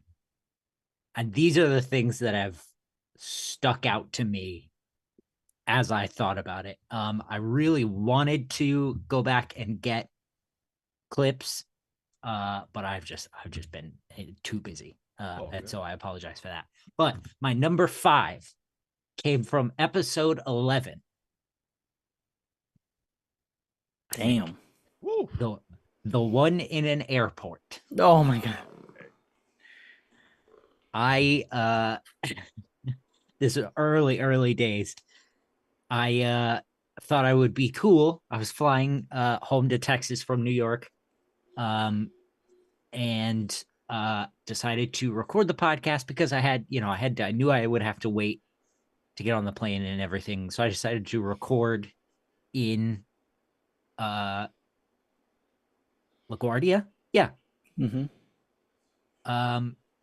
And that was a horrible experience because not only was I in an airport, I also sat the heater. We were sitting against a wall that was literally in front of a radiator, and this radiator was making like a broken fan noise.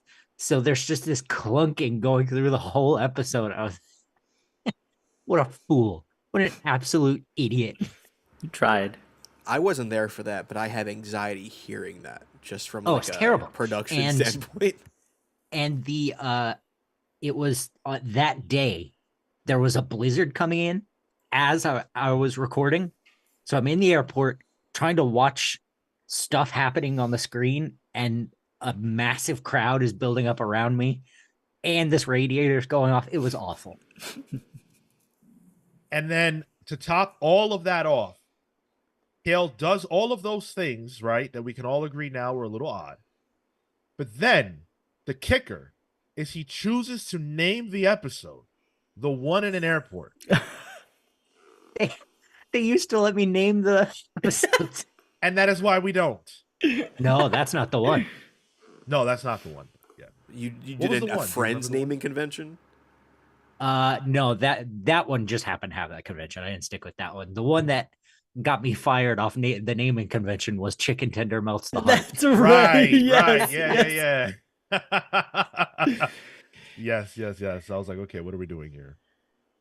Yeah. Oh, sorry. I was going to move on to my number 4. Now, I really wanted to clip this because I don't quite remember the context. You might, Sean. This was right around episode 200. I was in Luxembourg, and I know I had to record in my kitchen. We were talking about Wonder Woman for some reason. Uh-oh. Do you know what this is? I think I do, but go ahead. Sean was saying something. Yep. And I think it was Phil and Marco. I don't think Pete was there. And who? Right. And I disagreed with whatever was going on. And I just went, that's disingenuous bullshit. Yep.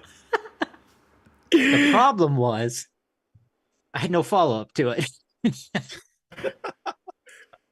And I think I even misinterpreted what Sean was saying. I think that's right. Yeah. And it was that day I learned, hey, take a second. Sean has a reason. Yes. You got heated. That yeah, was yeah. So you learned not to get heated on the podcast, but instead you got heated at people littering. He definitely did not learn not to get heated on the podcast that day, because there were many, many other days where Kale was heated, whether it was me, or another person, there were some battles. Yeah, that's a good one. Yeah, We that's got my a number couple 4. we got a couple people in the chat saying they want to go hear that Yeah, stuff. Spiral Storm. Well, Look, go if ahead. that's what you want, Kefis says it's episode 18, not episode 11. I apologize. The show was very different back then. I don't necessarily encourage the digging through the crates, but do what you will. This is a celebration of us of all time. And so if you do choose to go that far back, you will hear something very different than what we It's do. not on YouTube, but it's on podcast platforms. It'll be on your podcast platforms. Yeah. Also, by the way, please chat. If you have moments that stand out to you, share them with us. I would love to see the chat populated with some of your top 5 moments from our history. Uncaged has one. We're going to get to his in a little bit. Marco, you ready with your number 4, dude? Yeah, my number 4 is the Saga of the Swamp Thing book club. It had been built up to for so long, and I had wanted to share it.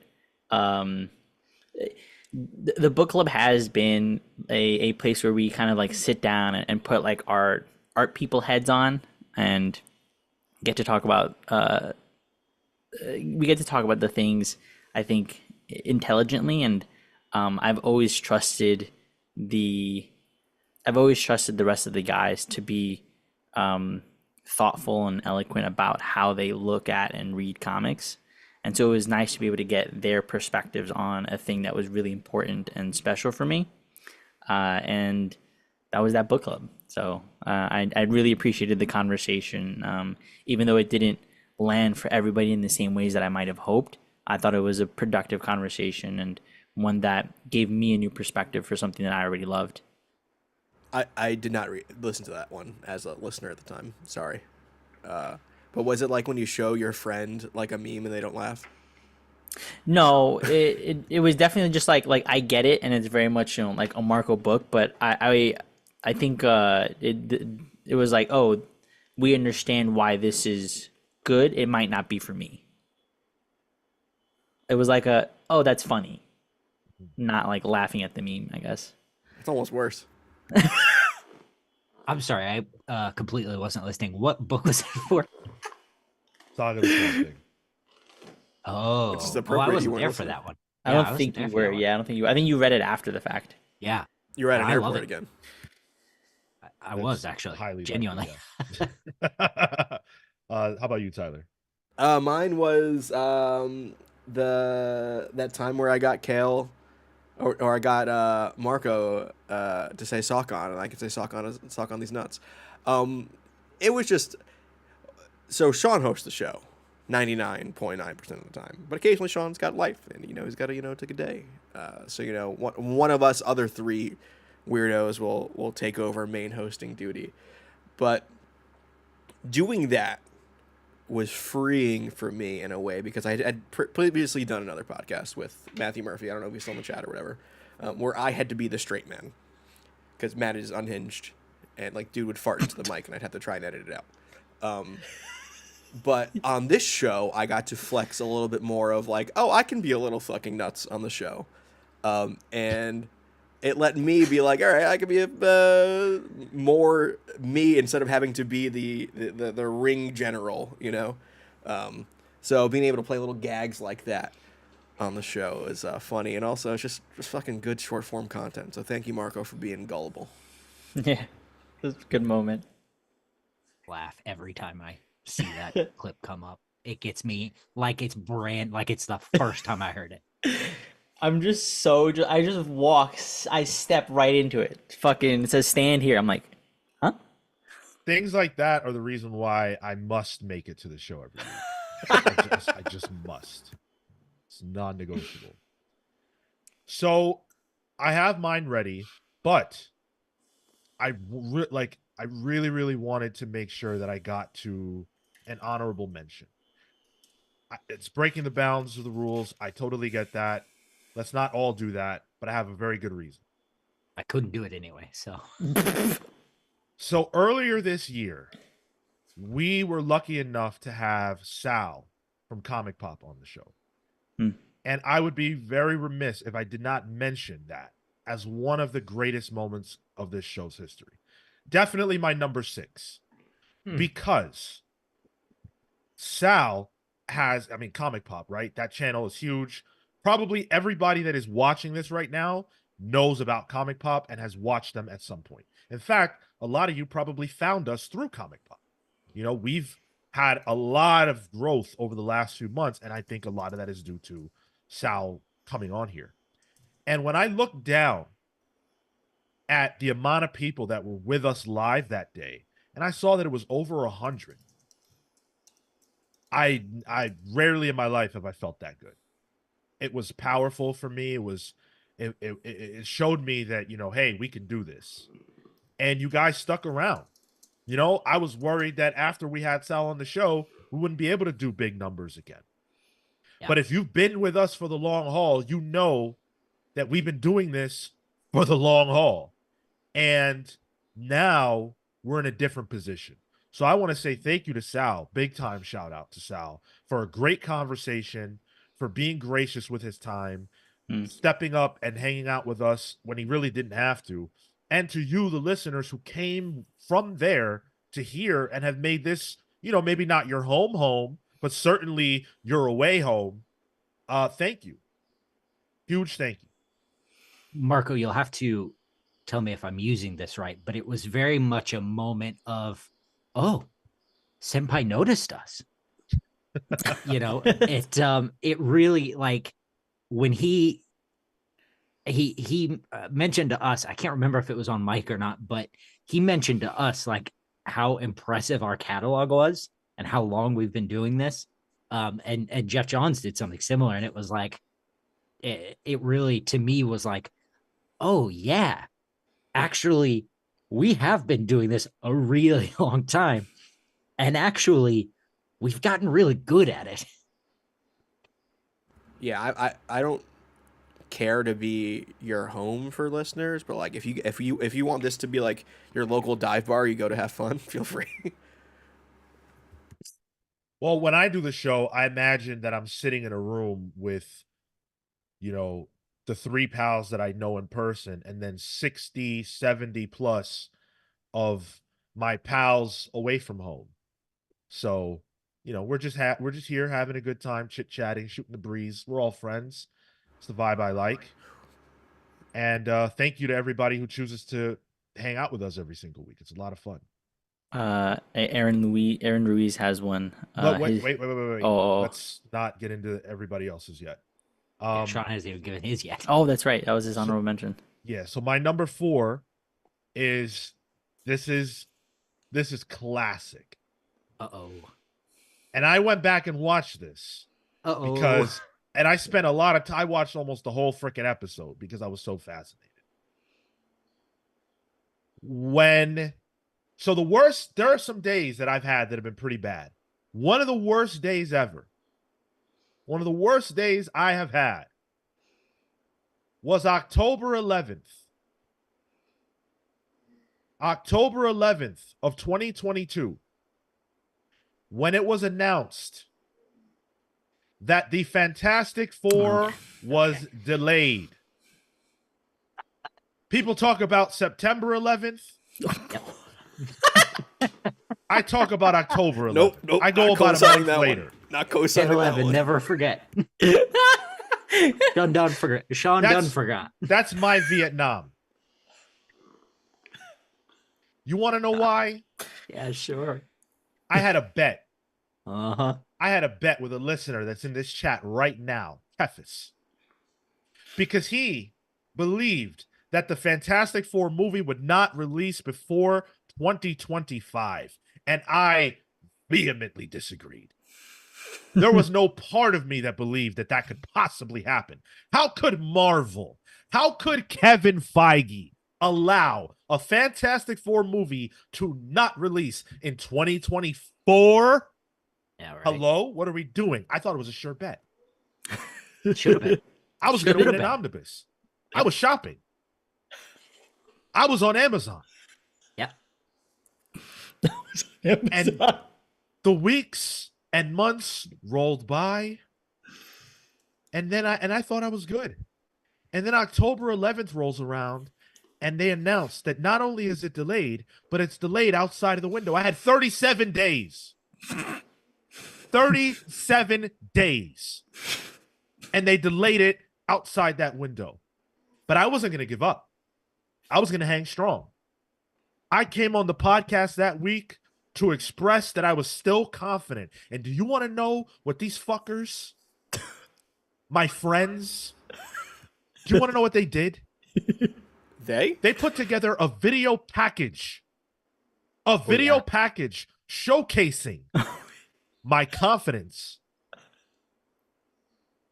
And then the newsletter, or not the newsletter, but the article that broke down the delay. That was one of the worst days of my life. Sean broke down. I did.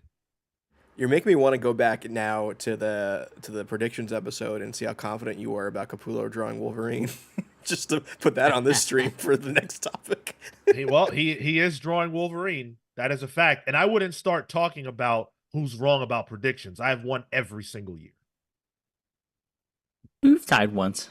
But I have been a part of the winning team every year. Doesn't let it go. He doesn't let it go. He doesn't let it go. Absolutely not. Can I change my number 4 to Sean equating a bet about the Fantastic Four to the deaths of thousands?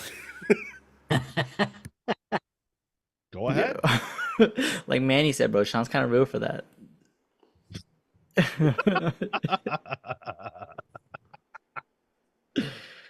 Holy shit. Look, I live in New York, all right? It is what it is. 9/11 affected me deeply, but so did That's the New York motto. It is what it is. Gotta get on the 9/11 subway. was a rough day. It's been 20 years. Like, damn. I'm sorry. All right, so those are our number 4s. Let's hit the chat and see. oh my God. Can I want to read Paul's, and I can't believe Paul is actually in the chat with us right now. When we met Paul in the Discord, Paul was going through the entire backlog. That's and right. I swear I never thought he would meet the end of I never thought he'd be current. I'm going to say that instead. A weird way to phrase that.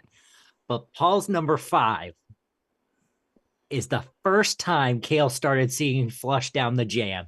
Oh my God. He said, I actually had to stop what I was doing and rewind the 15 seconds to make sure I heard right. Oh my God. What is that? What? You flushed down the jam. His review of movie theater toilets. That's right. So I did a podcast within this podcast called Flush Down the Jam. Okay. And I made a theme song of it. I'm so proud of it. I still have it. But it was like it was a brainworm that I had to get out. I know that feeling. Listen, and if anyone knows, I know you will. I can't believe that actually made someone's list. Chat, if you want us to do more bits in the show that make Sean react the way he just did 2 seconds ago, listen.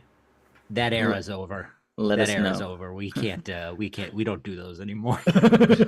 We definitely don't. Oh, I think there's a character at the door. Hold on a second. Oh, no. This is not a place where interesting people hang out. Holy shit. Promiscuous time traveler, dude. I am just having a good time, man. I'm just memeing. Who else? I know we had some others. Aaron Ruiz had episode 87 hailed Kale heavily defended Heroes in Crisis while Sean was demolishing it, just for the next week for Kale to say it was not worthy and Sean loving issue 4. The switch up was crazy. What? I loved issue 4 of Heroes in Crisis. Well, I feel like the thing with Heroes in Crisis was like, especially when we came in, the concept was so good and Tom King was so hot that each issue, it could go any way.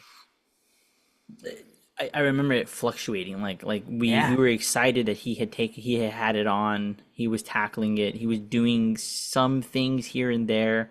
I don't know if it always landed but week to week, I'm sure there were moments. Oh, Sean, you and I still do that.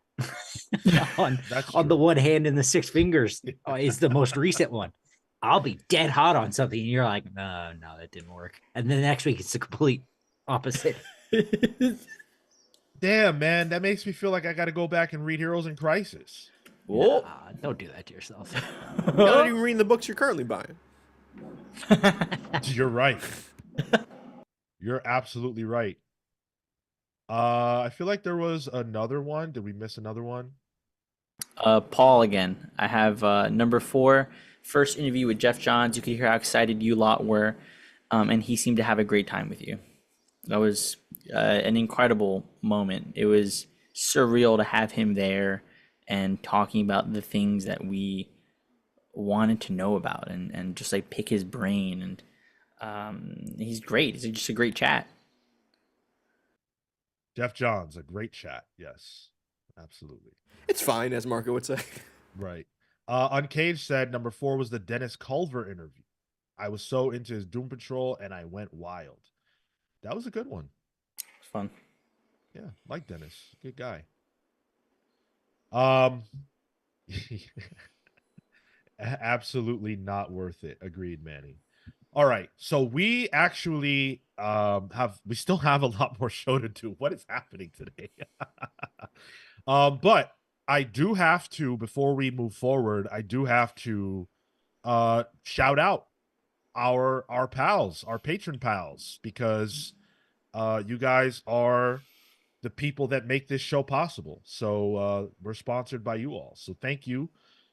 I want to give a special shout out to the best pals in the universe: Thunderstruck Rebecca Alejandro, the Hound of Justice, Atomic Hound, Starcross Catherine Stars, and the Red Spiral, Spiral Storm.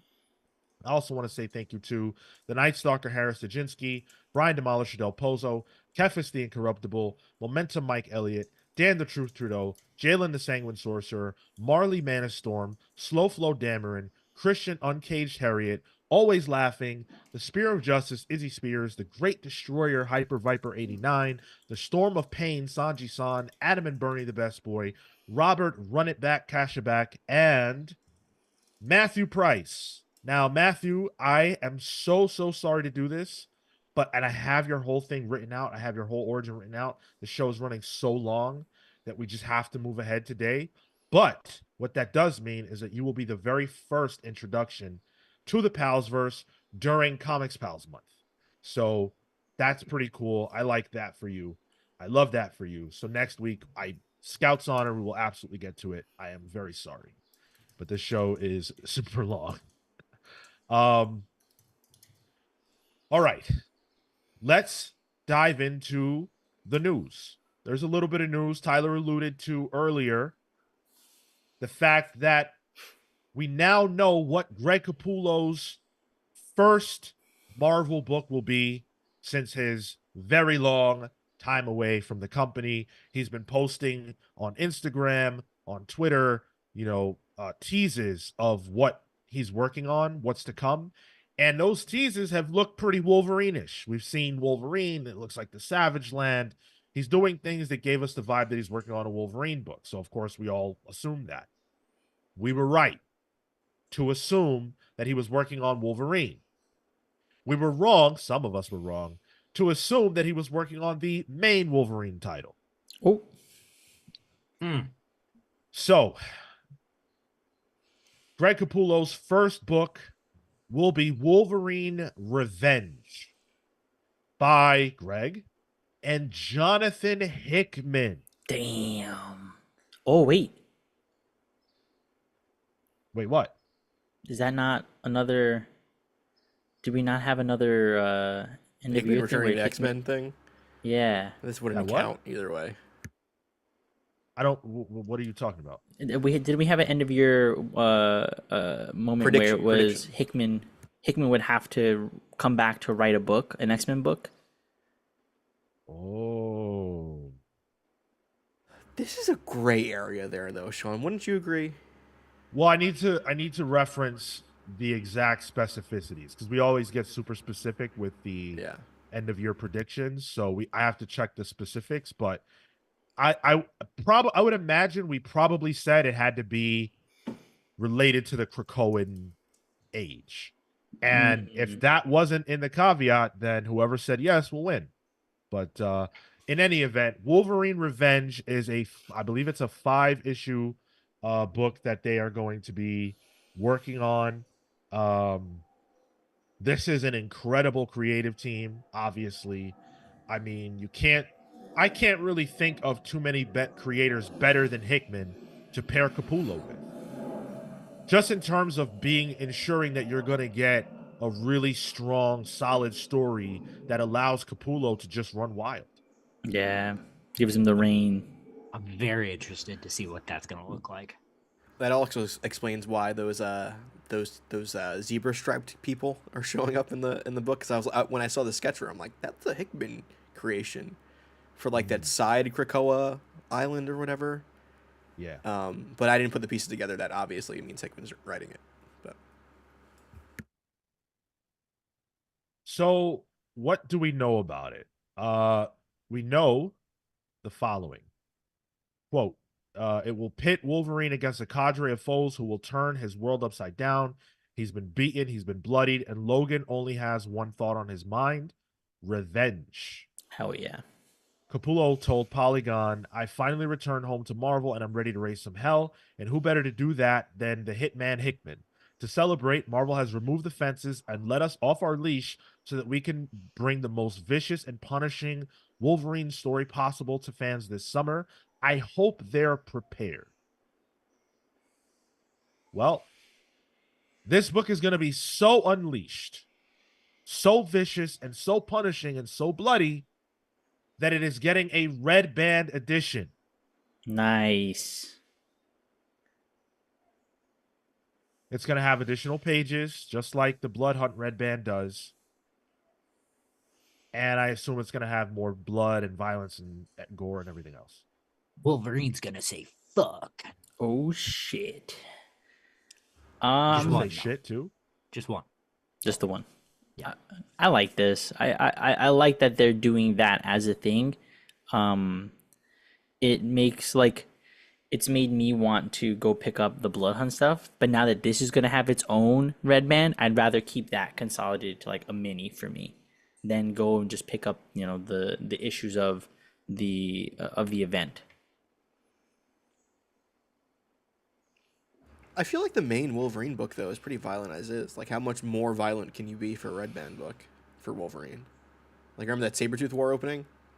That was brutal. Yeah, that was good. Yeah. So like, I wanna what see is guts. this? Like, I mean, it's probably just gonna be a lot more blood. It's just gonna be cool, like cooler turned up to 11, which is fine. And I think for a mini, it doesn't really bother me that there's a red band. Whereas I'm learning that the Blood Hunt one is bothering me because it is important to the story and there's things there that are valid. I don't really see that happening with this one. Could be wrong, but we'll see. I'm into the book itself. I think that Hickman and Capullo is a really cool team, and Wolverine makes a lot of sense for that. To let Capullo kind of ease his way back into Marvel and hopefully do something a little bit more outside of the expected down the road. I don't know about the red band version though. No? Yeah, because I don't think that just giving every book a red band version is what we need either. You know, the books have ratings for a reason. Historically, they've been able to use them. Tyler pointed out the Sabretooth War book that just came out, and it didn't need a red band version. This feels like they figured out a new gimmick to sell, you know, to get double dipper idiots like me, but also people who want the full experience and are willing to pay another dollar for it. This isn't a ton different than DC using cardstock covers for every book to get that extra dollar out. It's not meaningful. C.W. Gordon said the standard cover has green blood. The red band will have red blood. Whoa. And that's kind of the difference. Like we've never seen red blood on a comic book cover before. Or blood and gore in a Wolverine book. What's new about that? Like, if the red band version of Blood Hunt was, because Tom Breevort, he made some comments about that this week, and I don't know, I kind of feel like he gets a little bit jerky with some of his responses, but he essentially said that people are making too much out of it and they're thinking too hard, and it is sort of canon and there is a reason, but you just have to pay attention. It's like, nah, dude, no, you don't. I don't feel like you get to say that because you guys are the ones who make us care about canon. So how can the company that's all about canon, Marvel and DC, how can they ever be the ones to say that we think about things too much? Who programmed us to think like that? Yeah, You know, like go ahead. he said, it's like a director's cut. And you don't think of that as a completely separate thing from, an original film. But in the case of like Justice League, that's very clearly a different thing. Typically, when I think of director's cuts, I think of like that's the definitive one, like Blade Runner. You know, Yeah. like Right. that is the most piss poor analogy he could have come up with. But it also doesn't stand up to marketing because they're not saying that. I or maybe I'm mistaken. I have not seen anywhere them saying to read the Blood Hunt Red Band version as a director's cut. I saw it as, oh, this is a version that has more blood and gore. It's the more definitive version of the book. And again, the issue 2 this week proved that because there was key information missing from the non-red band version. Yeah, so I just think that that's a weird response. But focusing on this series, the preview pages that we got look really great. It's Capullo, come on. It's cool to see him drawing Wolverine again. He just has such a mastery of Wolverine's physique and everything like that. So I am fully excited for this. Yeah, top tier talent for an amazing character. So Speaking of Tom Breevort, he recently put out a Substack article. I think it's the same one we got that little tidbit about Blood Hunt Red Band 2 in. He talked about the X-Men. People have been reaching out to Tom a lot to discuss the X-Men, given that he is about to take over editorial, and we're about to see the launch of his books under his purview. And so people have a lot of questions. And one of the questions that he got asked this week was about the Krakoan Throuple. That refers to Jean Grey, Scott Summers, and Wolverine. And of course, early on in the Krakoan era, things were very sexy. Yeah. And sexuality seemed to be one of the things that Hickman and co. wanted to address and play with. If you're establishing essentially a new nation, a new society, there are certain things that come up and factor. And every culture has their own approach to sex. And so Hickman and everybody were trying to establish what that looked like here. And the idea was that it was a more free society.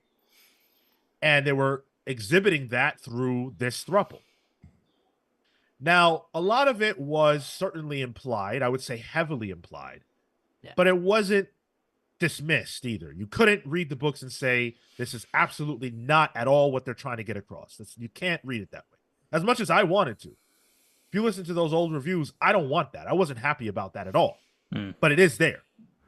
So people asked Tom about it, and this is what he had to say. Quote, a couple of people have asked me about this, and so let me turn this back around on you, because I don't think there was ever much of anything that was on the page in any of the Krakoa stories that said anything of the kind. Jonathan was perhaps cheeky in an interview or two, as is his way, but if it's not on the page, it's not on the stage, and I don't recall there being a lot of on-page action that would need to be addressed. Bro just admitted to not fucking because it is all over the books. The there's more the, evidence like, for panels. it than there is against it, honestly. And even, if he wants to go by what's on the page, fine. You know, if like sometimes when we do the show, we have to read things really quick, and we're not picking up absolutely everything that's being laid down. So I can see Tom, sort of flipping through the magazine and going, I don't see it. But I think if he looked at it and wasn't having to represent the mouse, I think it would be there. Like I don't know. He's being cagey and dumb. Yeah, C.W. Gordon says, not on the page, not on the stage. Subtext is officially dead. Like, yeah, that's not how writing works. But I think if he's becoming the editor to make this more palatable for MCU, the MCU is not sexy. Not it at can't all. be sexy. And It's attempted. So, yeah, and so I think it would be a hard explanation to unify or reflect something of the books into the MCU or vice versa, if that's something that exists. Either a level of that sexiness, but also the throuple in particular. Man, love triangles are out though. Throuples are in. Like, this is just such. It's not even a love But triangle. it was also just like poly people. It was just growth for the characters too. Wolverine been alive for as long as he has. Of course, he's tried some things. Like. Well, and not even just that, but like it also seemed to be implied that like Cyclops and Emma were still a thing. Yeah, sure. So it was everywhere. And even like Jean and Emma, there was also like implications that they were like It's chemistry very okay with each other. So, look, personally, I don't need this. I didn't need this. I wasn't really that into it. And I would kind of rather it not be a thing, if I'm being honest. But the fact of the matter is that the creators intended for it to be a thing. And I don't think that you can just sweep it under the rug by saying that Hickman was being cheeky in interviews. No, these characters were getting cheeky in the pages. There were some cheeks clapping in the margins of the pages. Yeah, Hickman doesn't do it. Graphic design is his other passion. And he didn't leave that open door between their rooms at the summer house as an accident. That's right. Yeah. Of course, dude. Right. Look at this. Look at this. This is from the Bleeding Cool article. So one of the sinister secrets was the following. You guys remember those when it was all these rumors? Those were fun. Those Remember Sinister when was Sinister good. was fun? Yeah. Right. So it was, quote, he's the best there is at what he does. She's married with a kid. The husband knows exactly what's going on, but who is he to point the finger? He's up to much the same and more. Maybe this is just the new normal on Mutant Island. That's right. Now, who the fuck was Sinister talking about? Gambit and Rogue? Gambit's obviously the best at what he does. Or Agent Cajun. You got to be kidding me. So, just no, Tom. No, sorry. Why were their rooms together? Well, didn't Wolverine have a hot tub scene with Jean Grey too in X-Force that they took a page from? Are you not looking at it right now? I am, but I wasn't sure if it was a dream sequence or not. Like, that's what I don't remember. Dawn's dream sequence. It wouldn't have Wolverine in it. I'll tell you that much. I mean, they were even on the Pride cover as like 3 of them. No. Yeah. Yeah, I have that Yeah, screenshot yeah, from the that, article's too. up, They yeah. were in the background of one of the Pride covers. Oh, that's incredible. Unreal. Owen Harrison says there is evidence of that relationship, but if we analyze it as a lawyer, it was never 100% explicit, whether written or drawn. So there is a loophole to deny it. I mean, in lawyerese, yeah, but if we're just like being real people, no, right? Someone needs to ask Breevort about Wolverine's dick situation. Let's just bombard him with horrible questions. Now that one, of course, that's a little bit more, jokey and silly, but I don't feel like there's a lot of room to argue about, what was intended to be the case between these 3. Yeah. And Emma, if you want to include her in the foursome. You got it, dude. Which there are probably websites in the world where you can see the explicit nature of what they were getting involved in. Yeah, John Burns' Tumblr. There you go. No, not on Tumblr, not anymore.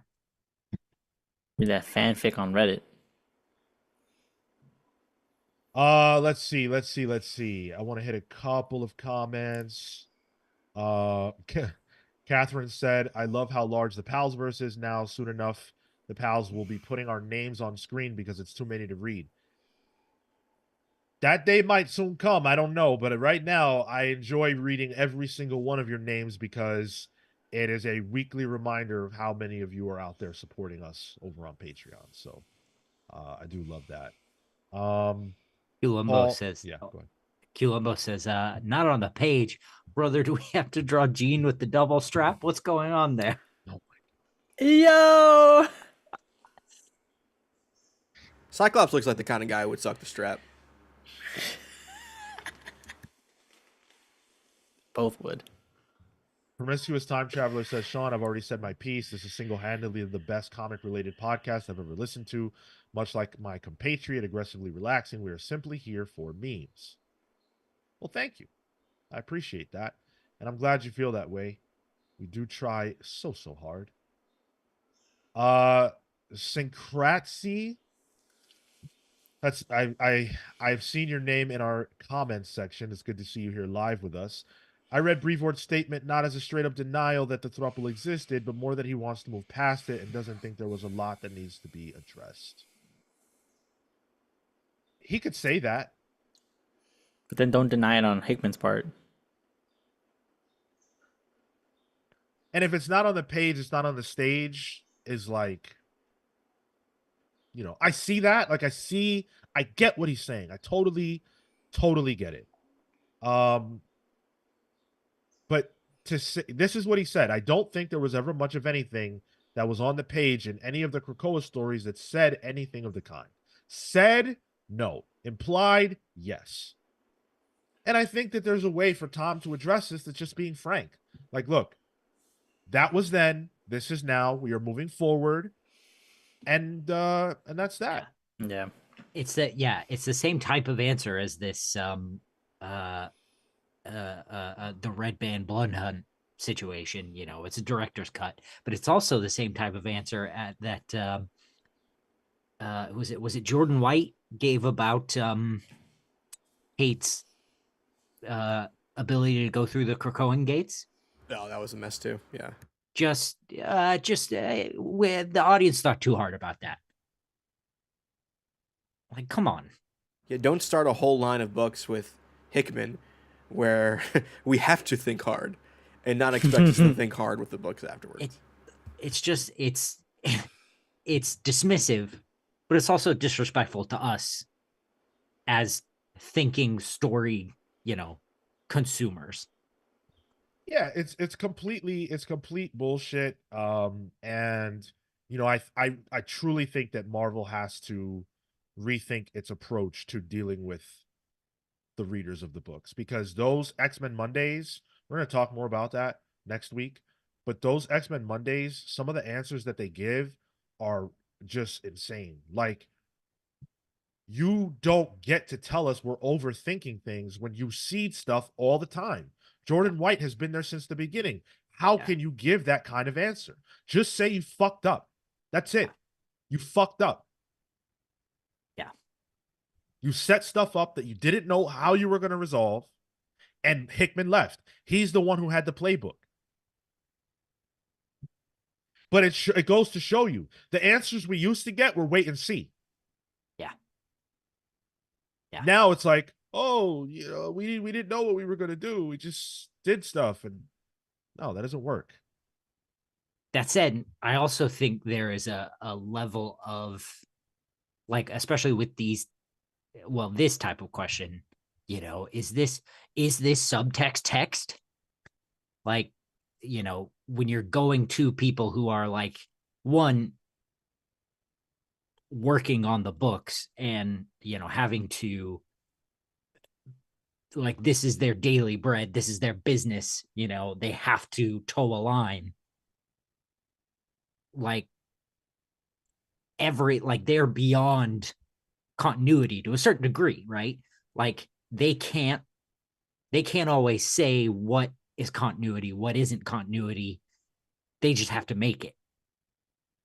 So I think it's also, there's a degree of, the fans also have to kind of learn how to eat this stuff and make it work for them as well. I'll say this, and then we can move forward. There's a difference between the people who thought that Steve Rogers and Bucky Barnes were going to end up together at the end of Endgame, which is it unhinged. That is just like you are taking things in a way that is so far removed from what the creators are trying to get across that you just can't even address that in a real way. Do not anger the Stucky crowd. Fuck the Stucky crowd. They're long dead. Long dead. There's a big difference between that, where absolutely nothing was done to give you that impression and you filled in the blanks, and having a moment where Jean Grey, Cyclops, and Wolverine, two men who notoriously have argued over this woman and do not get along, are hugging together with beers and going back to their living quarters, where the three of them have bedrooms that are locked in together, accessible together. And multiple times Jean Grey has gone to Wolverine and told him how much she loves him and all that extra stuff. You can't do that. There is a big difference. Don't deny it. And even as recently as the last Hellfire Gala. So yeah, exactly. Come on. Real Dope Comics says Marvel should keep reader and creator engagement to just the letter pages. Well, I mean, you see this happening in the letter pages too. You know, just be straight up. Yeah, Breevort should just say that he wants to just get rid of some of their well-known queer characters. You know, that's fine. I'm sure that'll go over well. Hate sex, and that's just, you know, that's just where it is. We're going back to puritanical values here at Marvel. All right. Congratulations are in order to Skybound. Skybound has they've got the Energon universe, which is going amazingly well. I actually think it's going even better than people even talk about or think about. It's been probably the hottest thing in comics. It's outdoing and outselling Distillery books, which makes sense. Distillery books are sort of a more like prestige purchase. But it's certainly doing better at the current moment than Ghost Machine, the other new launch. And again, it's unfair. The Energon universe is Transformers and G.I. Joe. Ghost Machine is new stuff. Distillery is new stuff. Be that as it may, Energon universe books are selling like hotcakes. And Scarlett #1 right now has orders of over 80,000 copies to stores. Whoa. Huge. Kudos. That is massive. Every article I've seen on Bleeding Cool, because I was doing some research before we talked to Joshua Williamson last week, which, check it out. It was like Duke, highest selling G.I. Joe book of all time. And then Cobra comes out. That beat Duke. And now Scarlett is even beating Cobra. So it's exponentially growing. There's no real dip. And this will be almost a year into it. So that's good for them. That's impressive. Absolutely impressive. For it to be not one of the big two as well, and not a Spawn book. It's a property, fine, but still in the realm of comics. Yeah, man. They're doing good things. And this is Kelly Thompson. That's Marco right. Ferrari. Hot hand. You know, yeah, Kelly Thompson might have, I mean, maybe the hottest hand, certainly one of the hottest hands in the industry right now. And it's a nice feather in her cap to be able to be a part of a launch of a book that's this successful. 80K.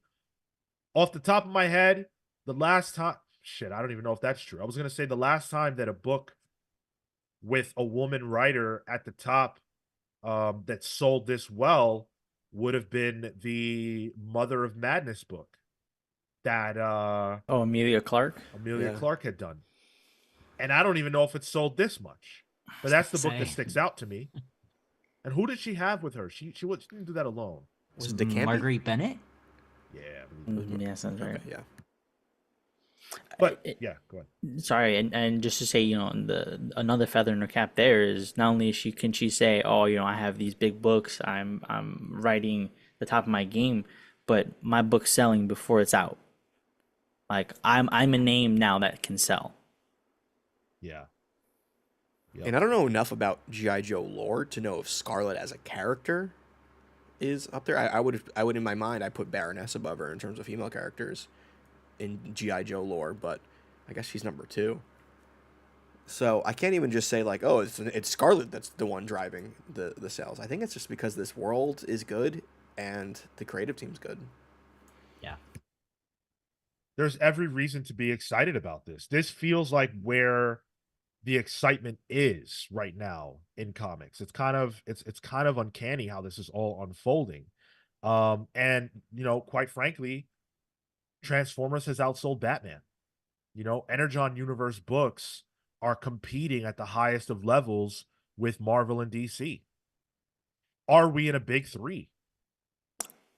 I was gonna say, are we in a place where the tastes of our generations and those coming into comics now changing and driving that change in the industry? Like, is it moving away from the big 2 and more into not necessarily the property comics, but into other types? Like, is this that second wave of the indies that we had in 2011? Is this now those people also growing up and now continuing to lead that charge? Well, it kind of feels like the 80s to me in terms of like Comic Boom says here, combine great storytelling with quality IP equals success. I think they're realizing that IP comics don't necessarily need to just exist to exist, but if they put the creative talent on it, it can exist and thrive. And I think that's like we're seeing it with Universal Monsters. Like I was looking at the April's list, Creature from the Black Lagoon number 1, I think outsold Batman as well. That's bad. I mean, maybe that's a thing on DC that they should look at, but that it also means that I think that the idea of fandom in IP is so ingrained in our minds now, with the Fortniteification of IP, that people want to experience that in other medium. Well, but also, I mean, especially in the case of Creature from the Black Lagoon, and not discounting the Energon universe, like we're getting top tier creators for these too. Like, I'm not surprised a Rom V book is outselling a Zdarsky book. I'm not, and I like Chip. But you have to be surprised that Creature from the Black Lagoon is outselling Batman in the comic space. No, I mean, sure, but again, like it's a Rom V book. But should we anymore? Like, should we be surprised by that anymore? I mean, I still am, but maybe I shouldn't be. You're right. Gavin says, keep in mind too that Thundercat sold over 175K. That's a great point. Well, Space Ghost, I don't remember the number that it fell at, but I know that it was hot. It was Space Ghost was number 17 for April. I mean, like this is what sold more than Batman. Star Wars did, Cobra Commander, Duke, Thundercats, Universal Monsters, Creature from the Black Lagoon, Space Ghost, Transformers, even Penthouse number 1 sold more than Batman. Batman. Core Batman book. And out of curiosity, what's number 1 on the list? Number 1 is Ultimate Spider-Man, followed by Ultimate X-Men, and then Blood Hunt, and then Spider-Man. Okay. And then Daredevil, number 5. Hell yeah, look at that. Daredevil leaps and bounds higher than Batman. Can't wait to get Powerpuff Girls on that list. But I think IP. There's a shift to IP. Look what Dynamite's doing. They're doing all those Disney comics. There's a Hercules book out right now. There's a Maleficent book. There's a Cruella de Vil book. I think there's ingrained marketing already in those characters because they're well known. So creating the book and putting good creative on it, so there's buzz. It kind of prints its own money, and it's not a risk either. If you're still hanging out with us, make sure that you are subscribed, like the video. Thank you guys. It's been an amazing episode so far. Help us get to 3K subs. That's our goal right now. And we're almost there. So yeah, I agree. I think we're seeing more and more IP books, and gone are the days of like, I feel like for most of my reading in comics, IP books have been something to avoid, at least for me, because they didn't have creative teams that were super strong, and it just felt like a cash grab. Now it feels like they're trying to actually build out meaningful stories and providing for audiences something a bit more sticky that feels in line with that world. Look at Energon. You know, these are not cash grab stories. They're really doing something special. You know, Dracula, Creature from the Black Lagoon. These are good. They're not shitty. They're getting the best talent. They're paying these people to do these big books. And how is Skybound pulling that off? How are they able to afford these top tier creators? Well, Hasbro is in the mix. Hasbro, who is actively trying to expand outside of the toy division. Right. Look at how Barbie did. Like Mattel's doing it. All these toy companies are. They're realizing there's. Yep, Kale agrees. Huh? So then this is this further argument for the further investment of the big two into their own comics? Then, like, is the lesson that should be learned here? The House of Mouse needs to inject cash into Marvel Comics. Does Warner Brothers now need to inject cash into DC? I'm gonna stop that there because there's clearly a larger conversation that we could be having, and I don't think we should have it now. But there is definitely something to all this. Ultimately, congrats to Kelly Thompson, one of our faves. Congrats to Skybound on huge success thus far. It doesn't seem like there's any stopping this train. Gavin says having a good book is great, but having a good book that feels like it's revitalizing something is huge. Absolutely. Yep. I never gave a damn about the Transformers outside of the one first movie, you know, the Michael Bay. But if you tell me that we're getting one of the best talents in the industry in Daniel Warren Johnson to tell a Transformer story, I'm all in. Yep. Yeah. Where's the register? Yeah. And even I think the quality, where we stand on the quality of, the writing and the types of story they're telling is different. But what I think you can't say is that there's not love and attention being paid. Right. Oh, damn. I'm about to ask another question. No. Put that whale brain away, Marco. Can you shift it to like a fly? That shit's been this thing's just been going, dude. Write it down. Let's save it. You had that Bustelo this morning or something? Earl Grey tea. Revolutionary Dragon says to compound with y'all manga discussion, people want beginning, middle, and end where things can't get messed up from events and editorials saying, no, you can't use these characters on top of big talent. Yeah, and I think that people probably feel like this is fresh and exciting, and it's jumping in on the ground floor of something that feels cool. And who doesn't have even a cursory knowledge of these various brands at IP? So everything is working in their favor. Congrats to Kelly Thompson. This is going to drop June 5th. Marco Ferrari on art. The preview pages that we have gotten, the little bit we've seen from Scarlett looks fantastic. So I can't wait. Gavin says, let's up these page rates, Marvel and DC. For your sake alone, I say yes. But across the board, I don't think there's any argument. I don't think there's a creator who would say, hey, we need to get paid a little bit more. It's just the way it is. We've got one more thing to do. And that, my friends, is to hit the subscribe button. No, I'm just kidding. That is to I play a can't. game. We're going to spin the wheel of games. We are going to play a game and close out the show the way we always do. Hopefully, you guys will participate with us and we will have a good time. Yeah, Gavin got 3 kids and he's drawing birds of prey. My man, I have a dog that needs attention and I can't find time to do my let her. work. Like, come on. Well, what if we play a game? Oh, Is that what it landed Okay, but on? what It is did, it? yeah, it did. What if? Oh, Okay. All right. What if? Let me see. What do we have here? So, what if is a game where we go off of a prompt and we have to tell a story, essentially. And last time we did what if J. Jonah Jameson was the one that got the kill shot in Secret Invasion. That was a lot of fun. Let's do something that feels a little bit more topical this time around, because I feel like a lot of people are talking about this character at the moment.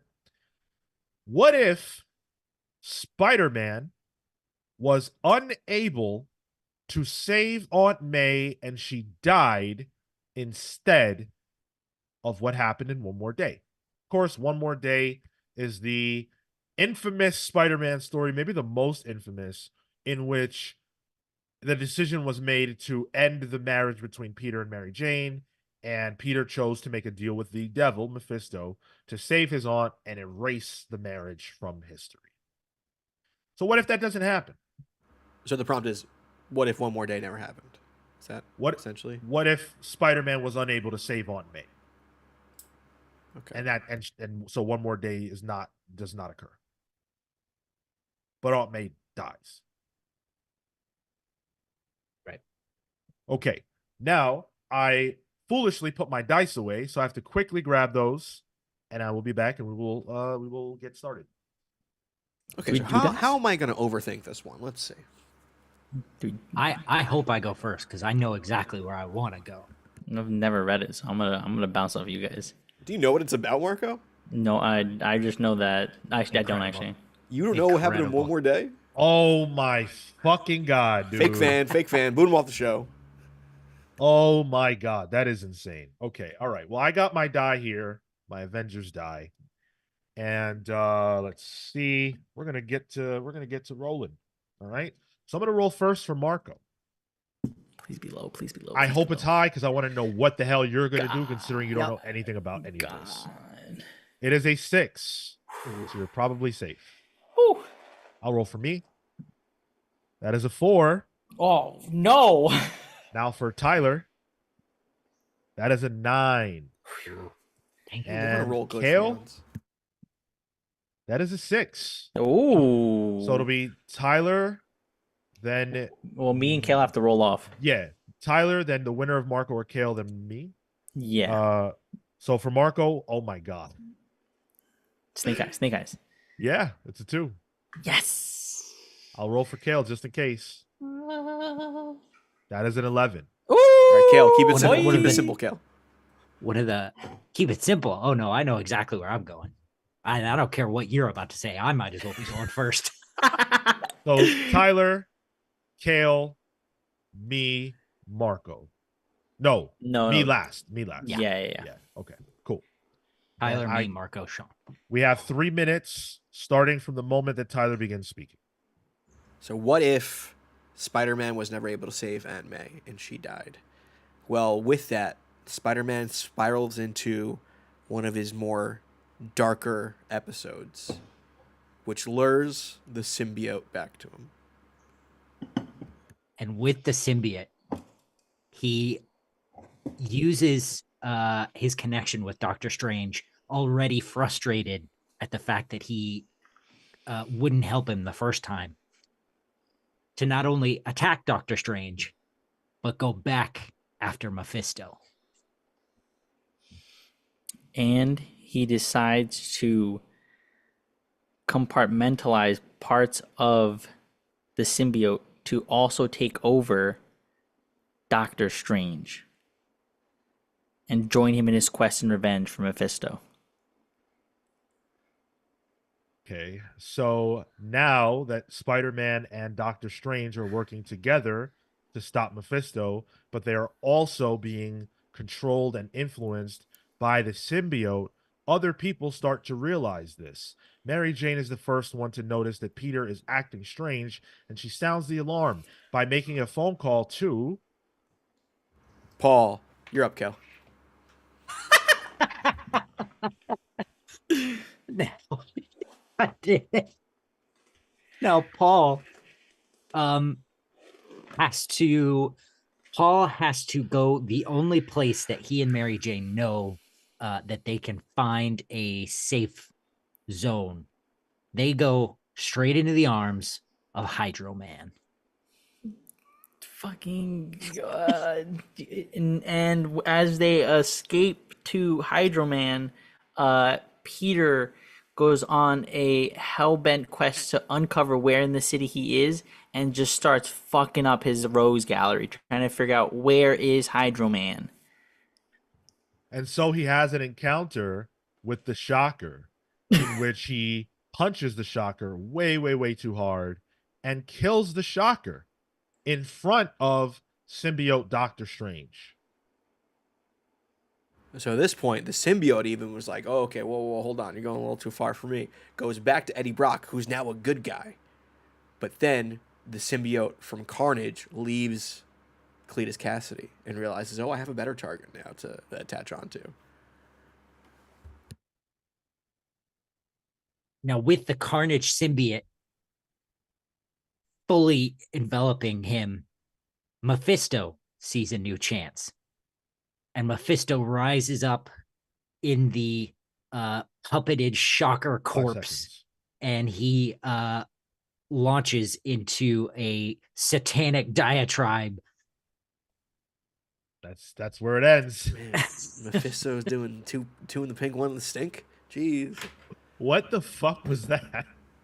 It's real tough when a crucial link in the chain don't know jack. I don't know what's going on. I'm like, why is Hydro Man involved all of a sudden? Oh, but well, I had the same question, but your answer was not helpful at all. Yep. I can see Marco trying to remember what Hydro Man's power set is. Oh my god. Yeah, were you like Gavin said you were on the wiki. Were you like Googling something? No, not I was here just thinking. I'm like locked in, listening really hard to be like, what can I pull out of here that I don't need context for? When someone said Mephisto, I was like, ah, shit, I already don't know where I'm going with this. I mean, that's the baseline thing you have to know about One More Day is that Mephisto was involved. Quilombo says, for years, I thought there's no way a worst possible version of One More Day could have been published. Enter the pals. You're welcome, JMS. Right. Yeah. Hey, we solved it, JMS. We got you. We got you. You guys couldn't figure it out. We got you. Joe says fans would step away, or Peter would step away from being Spider-Man and leave to train with Danny Rand to help his mind after losing hope and great power. Also has great responsibility ideology. You guys remember Danny Rand? Yeah. You mean that white dude that kicks a lot? I always thought it was really that funny. Kicks a lot, but he's the Iron Fist. Yeah. I always thought it was so funny that like, even in the I think it's the Spider-Man Venom Maximum Carnage video game. Iron Fist is one of the assists that can come out, and he comes out and he heals you. And I was always like, with his feet. Wait, what the fuck? Iron Fist? And I was a kid, so I didn't even know who he was, but I just knew his name, Iron Fist. And he comes out and does this, and then all of a sudden you're healed. Like, what's going on here? It's that cheat. Unreal. Let me bless you with the power of the dragon. Hopefully you guys enjoyed this conversation, this what if game. Let us know. And if you've got games you want us to play, submit them. We had a listener submit. It was Robert Kashabak, I believe, that submitted a game. Yeah, Brave and the Bold. Yeah. It's fun. It's in on the the wheel rotation now. Yeah. So if you come up with a hot game, we'll play it. And if we like it, we'll add it to the rotation. But just know that it could go the other way.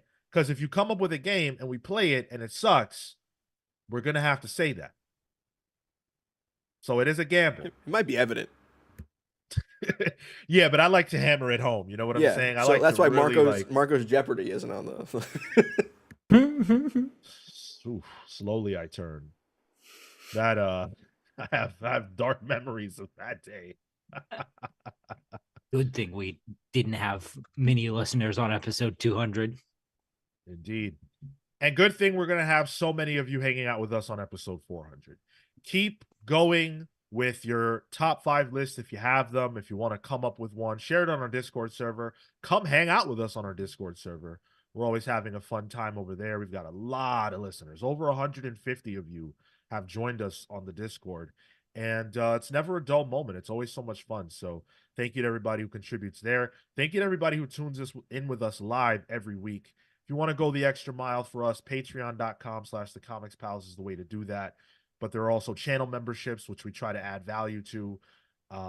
There's always early access stuff up there. And also, I keep neglecting to shout this out, but in June, one of the things we want to do is officially finally launch our Pen Pals show for the channel members. So if you guys have questions or comments about anything at all that relates to what we do, send that our way, and we will take them and answer as many as we can in the inaugural episode of Pen Pals. I'm looking forward to that. Think of it like a letterbox, a letter bag, a call-in type show. You can leave us like a voice note or, that type of thing. We want to respond directly to your question. Yeah. Yes, absolutely. The next time we will be live with you is this Tuesday. We will be live for the Daredevil Month Book Club, which will be about Daredevil, The Devil in Cell Block D by Ed Brubaker and Michael Lark. So if you have read it before, it's time to break your copy out for the reread. And if you haven't, it's definitely time to start. I believe that's his first arc, too.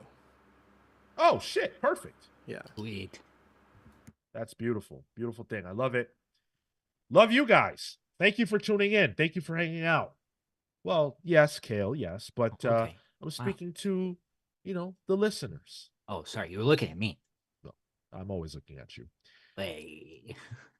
You guys make this special and fun to do. Thank you so much for hanging out. Until next time, take care. See you next week.